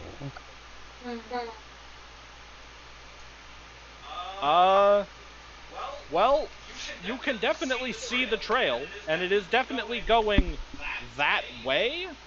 Unfortunately, you are too close to the big warp storm, so it goes like out one and then bends into the storm, and you lose it. Well, it's unlikely they went that direction. We have at least confirmed that he's at least not immediately lying. They are headed. They were headed in that direction. It is worth checking the spot that he indicated.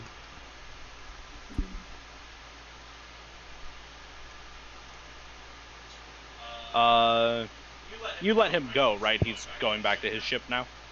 He is being escorted back to his ship. But before I leave, Yes. Who, I'm sorry, I should know your name, but, who am I answering to now? Ah, yes. That would be Lord Captain Vinsol Elrohith. Lord Captain.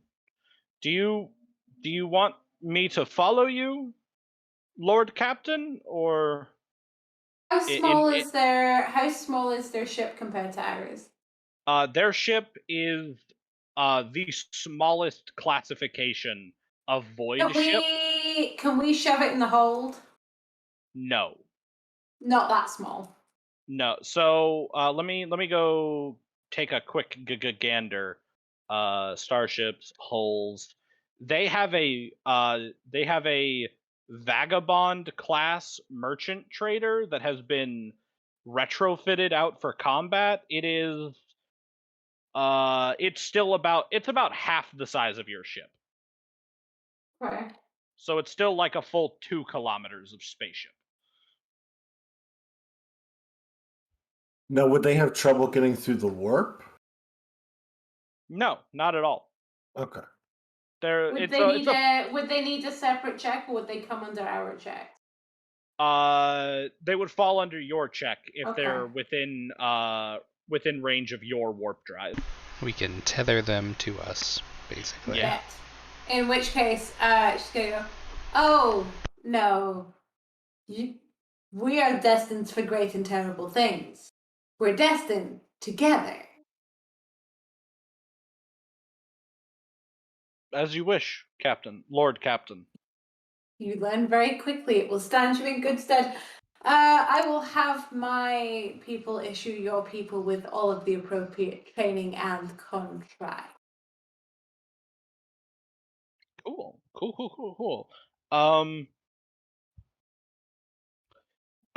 Yeah. I'm gonna turn to my my tech priesty type people. Mhm. I'm gonna have them do a full health overhaul on that crew. I don't want them bringing no fucking infectious diseases onto my ship. I'm gonna have them. I'm gonna have our crew, whoever works most appropriately, crawl through their ship top to bottom. I want to know about any repairs that need to be made, make the minor ones, and log the major ones for later. If we don't have the parts, and I also want to know exactly what they have in their inventory. And they're what? In their, I want to know what they're carrying. They were doing scrap and salvage. I want to know what they've got. Oh yeah, totally. Okay. They So should be a little happy. They just got an upgrade in equipment and whatnot. They've just got some very big upgrades, but also they're my bitches now. So I want to know. all right. So gonna run some quick rolls. This is the medical scan, target 50. Nope, that's not how that works. You My rolled bad. A100. Shut up. Medical scan works perfectly. Crew is inoculated for most infectious diseases. This is the minor repairs. Minor repairs go well. Takes about 3 days. What was the other thing? I wanted to know if there were any repairs we couldn't make immediately for some reason. Major repairs. None to report. And then you wanted to know what loot they had. Yup. They have orc salvage, which is worthless to anyone who isn't an orc. Excellent. Have them stow it away. Funnily enough, we will be heading back to trade with some orcs. Yeah. Truck. Yeah. Truck will be interested in some of these. Listen, we're bringing my guy some teeth and some extra salvage. This is a working relationship in progress. Yeah. All right, and then we have to do another jump. All right, let's do it to it. Do it. This is a really good place to start next week, actually. I was thinking we'll make the jump and then Yeah, when we that get there, works that'll- out really well. Yeah. Yeah. All right. So, give me like 1 second to figure out how long this is gonna take. You're in the what? So let's see.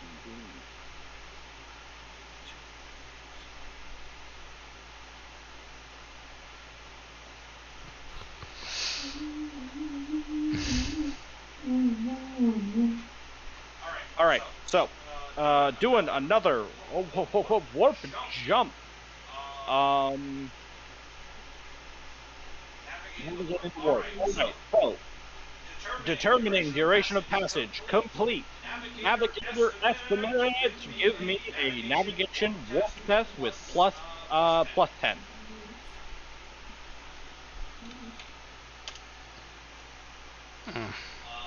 It's gonna take about. You think it's gonna take about 18 days in the warp? A little over 4 months real time. It's a short jump, but you are currently on the edges of the warp, and it is going to throw off your chart. So next up is locate the Astronomicon, which is an ordinary plus 10 awareness test. Plus 10? Plus 10. I found it. You have found it. Stage 3, charting the course. Make another ordinary plus 10 perception check.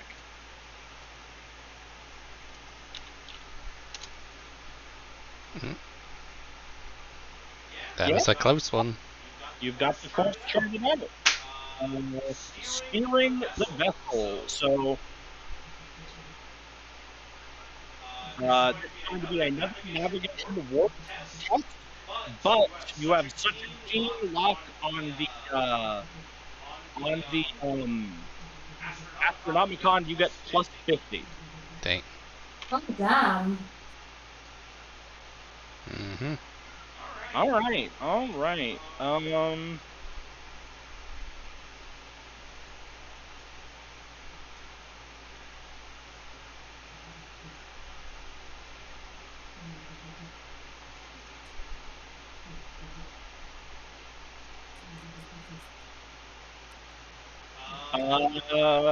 Am I getting my plus 15 in navigation checks, by the way?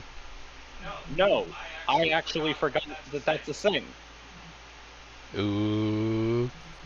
You know what? Actually, Yeah. on your character sheet, Just just put the plus 15 into the modifier for that skill. can I do that? Yeah, you see where there's a modifier button? Oh, right. Let's see. Hold on.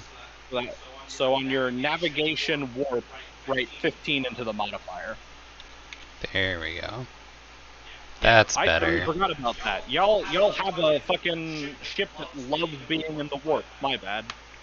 But we do have -5 to all willpower tests while we are in the warp because it's just loving it in there. Really wants to be there. Anyway, Do I, no. What? do I suffer from that penalty? Only Only when we're in there, right? when you're in the warp. Yeah, I was wondering if being astral born or whatever it is. No, it applies to everyone on board the ship. Oh, okay. All right. Mm-hmm. Somebody, not Emerin, roll a d100. Okay. Oh boy. A 3. Oh no. That doesn't sound good. For the duration of the trip, reality erodes throughout the vessel. The very fabric of the vessel is altered. The walls melt, statues and shrines seem to come to life. And in certain parts of the ship, gravity twists in on itself. I need everybody on the crew to make a toughness check. What? What? Sorry? Toughness. Toughness check. I have a bunch of like, congratulations, you do command real good stuff. I have nerves of steel, which is technically a willpower. I also have air of authority. Like I have a bunch of these, right?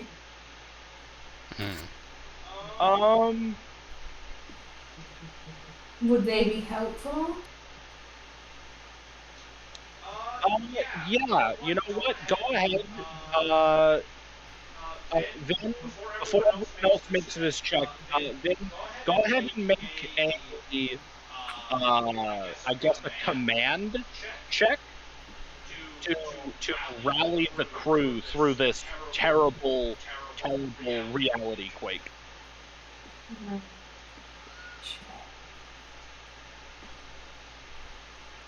Modifier? No modifier.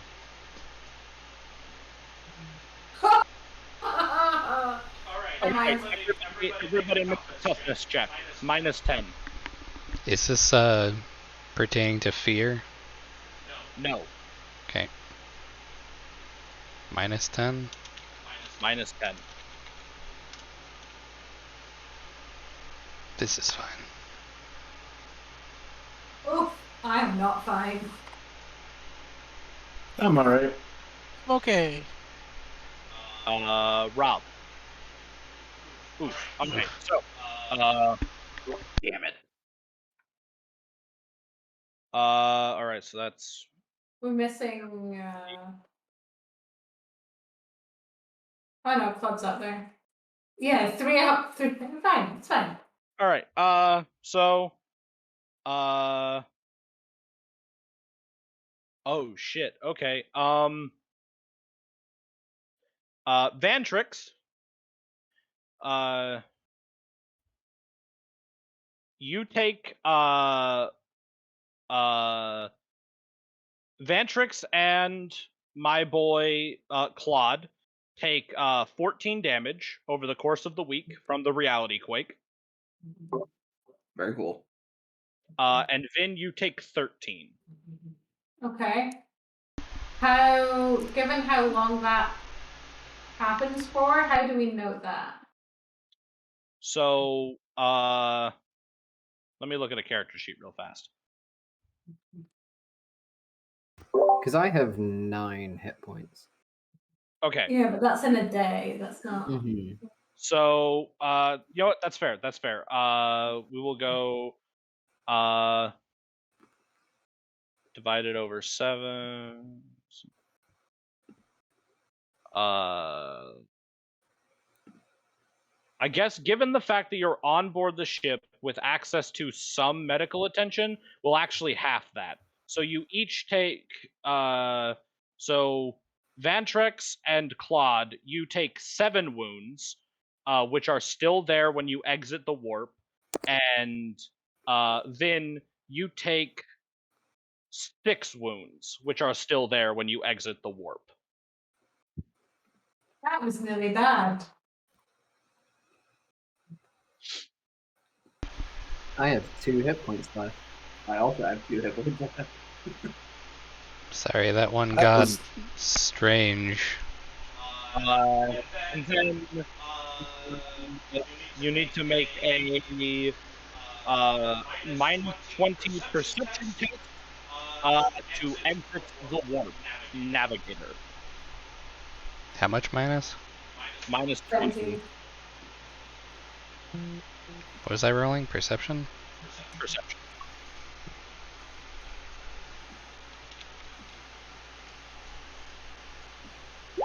Ah. The reality quake throws you off as you exit the warp, and you actually exit. You exit right where you're meant to. There's nothing there. And then about 10 minutes later, the computer recalibrates its, or Tech Priest recalibrates the computer, and you realize you've accidentally exited the warp just far enough away that it's going to take you like a week of real time to get to where you want to be, but too close to take another jump safely. Alright. That's fine. We need. Yeah. Ben's gonna look at just the complete clusterfuck that she is right now and go, you know what? That's fine. That's fine. I need a week to heal anyway. Strap in for a short drive. Strap in for a short drive, yeah. Ben's gonna kick that shit to the delegating responsibility version of autopilot and stride herself very carefully down to Medical. sick bay, and she's gonna spend a week in med, and it is also for reference issuing orders that anyone else damaged by the trip should do the same. I'm gonna do the exact same thing. Alright, so before we leave, who is damaged but below half health? I am. Claude and Vantrax. I'm under half, but only just.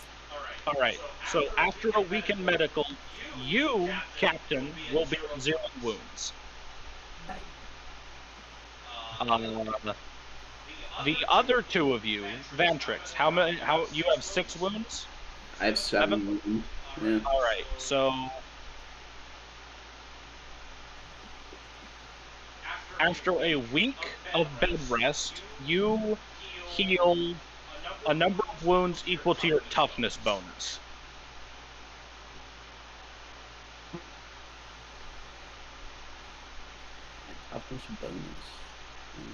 Alright, Little or if gray you in drop a the score, bottom yeah. right-hand corner of the number. Cool. Claude, are you over half as well? Oh yeah. You heal the exact same way after you remove your toughness bonus and wounds. Great. So I had 2 out of 9, and now I have 4 out of 9. We gotta look after you, buddy. Squishy.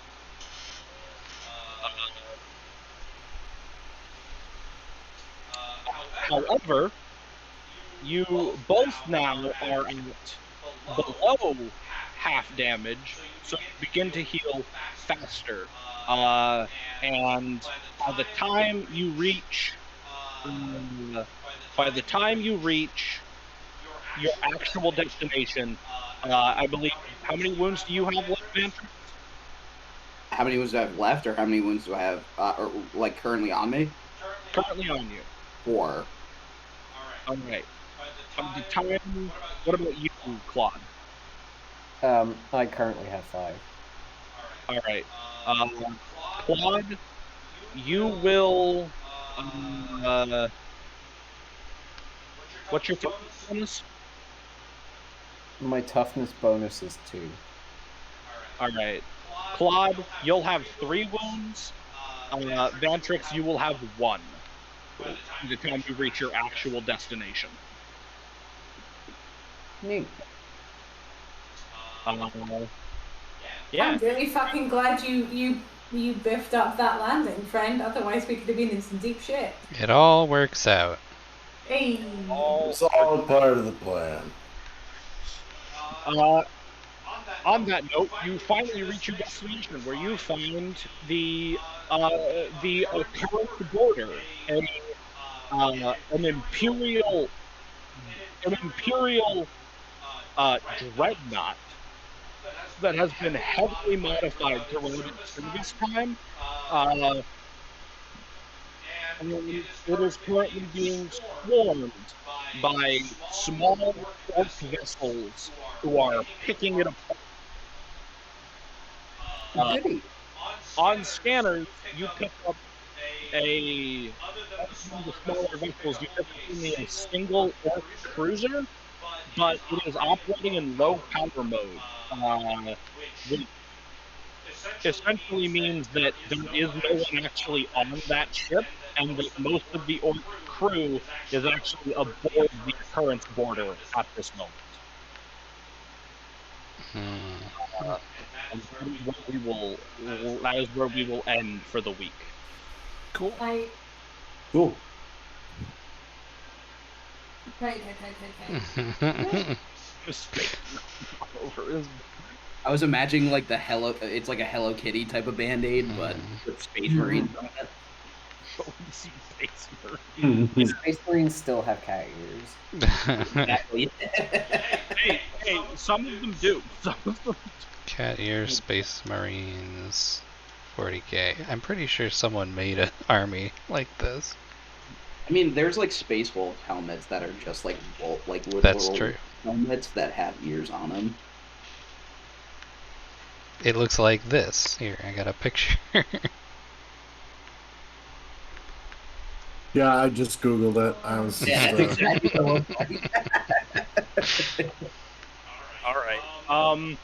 Everybody gets another 500 XP. Hell yeah. And Em and I have to leave immediately. Bye, everybody. Have a good night. Bye. Bye. And recording.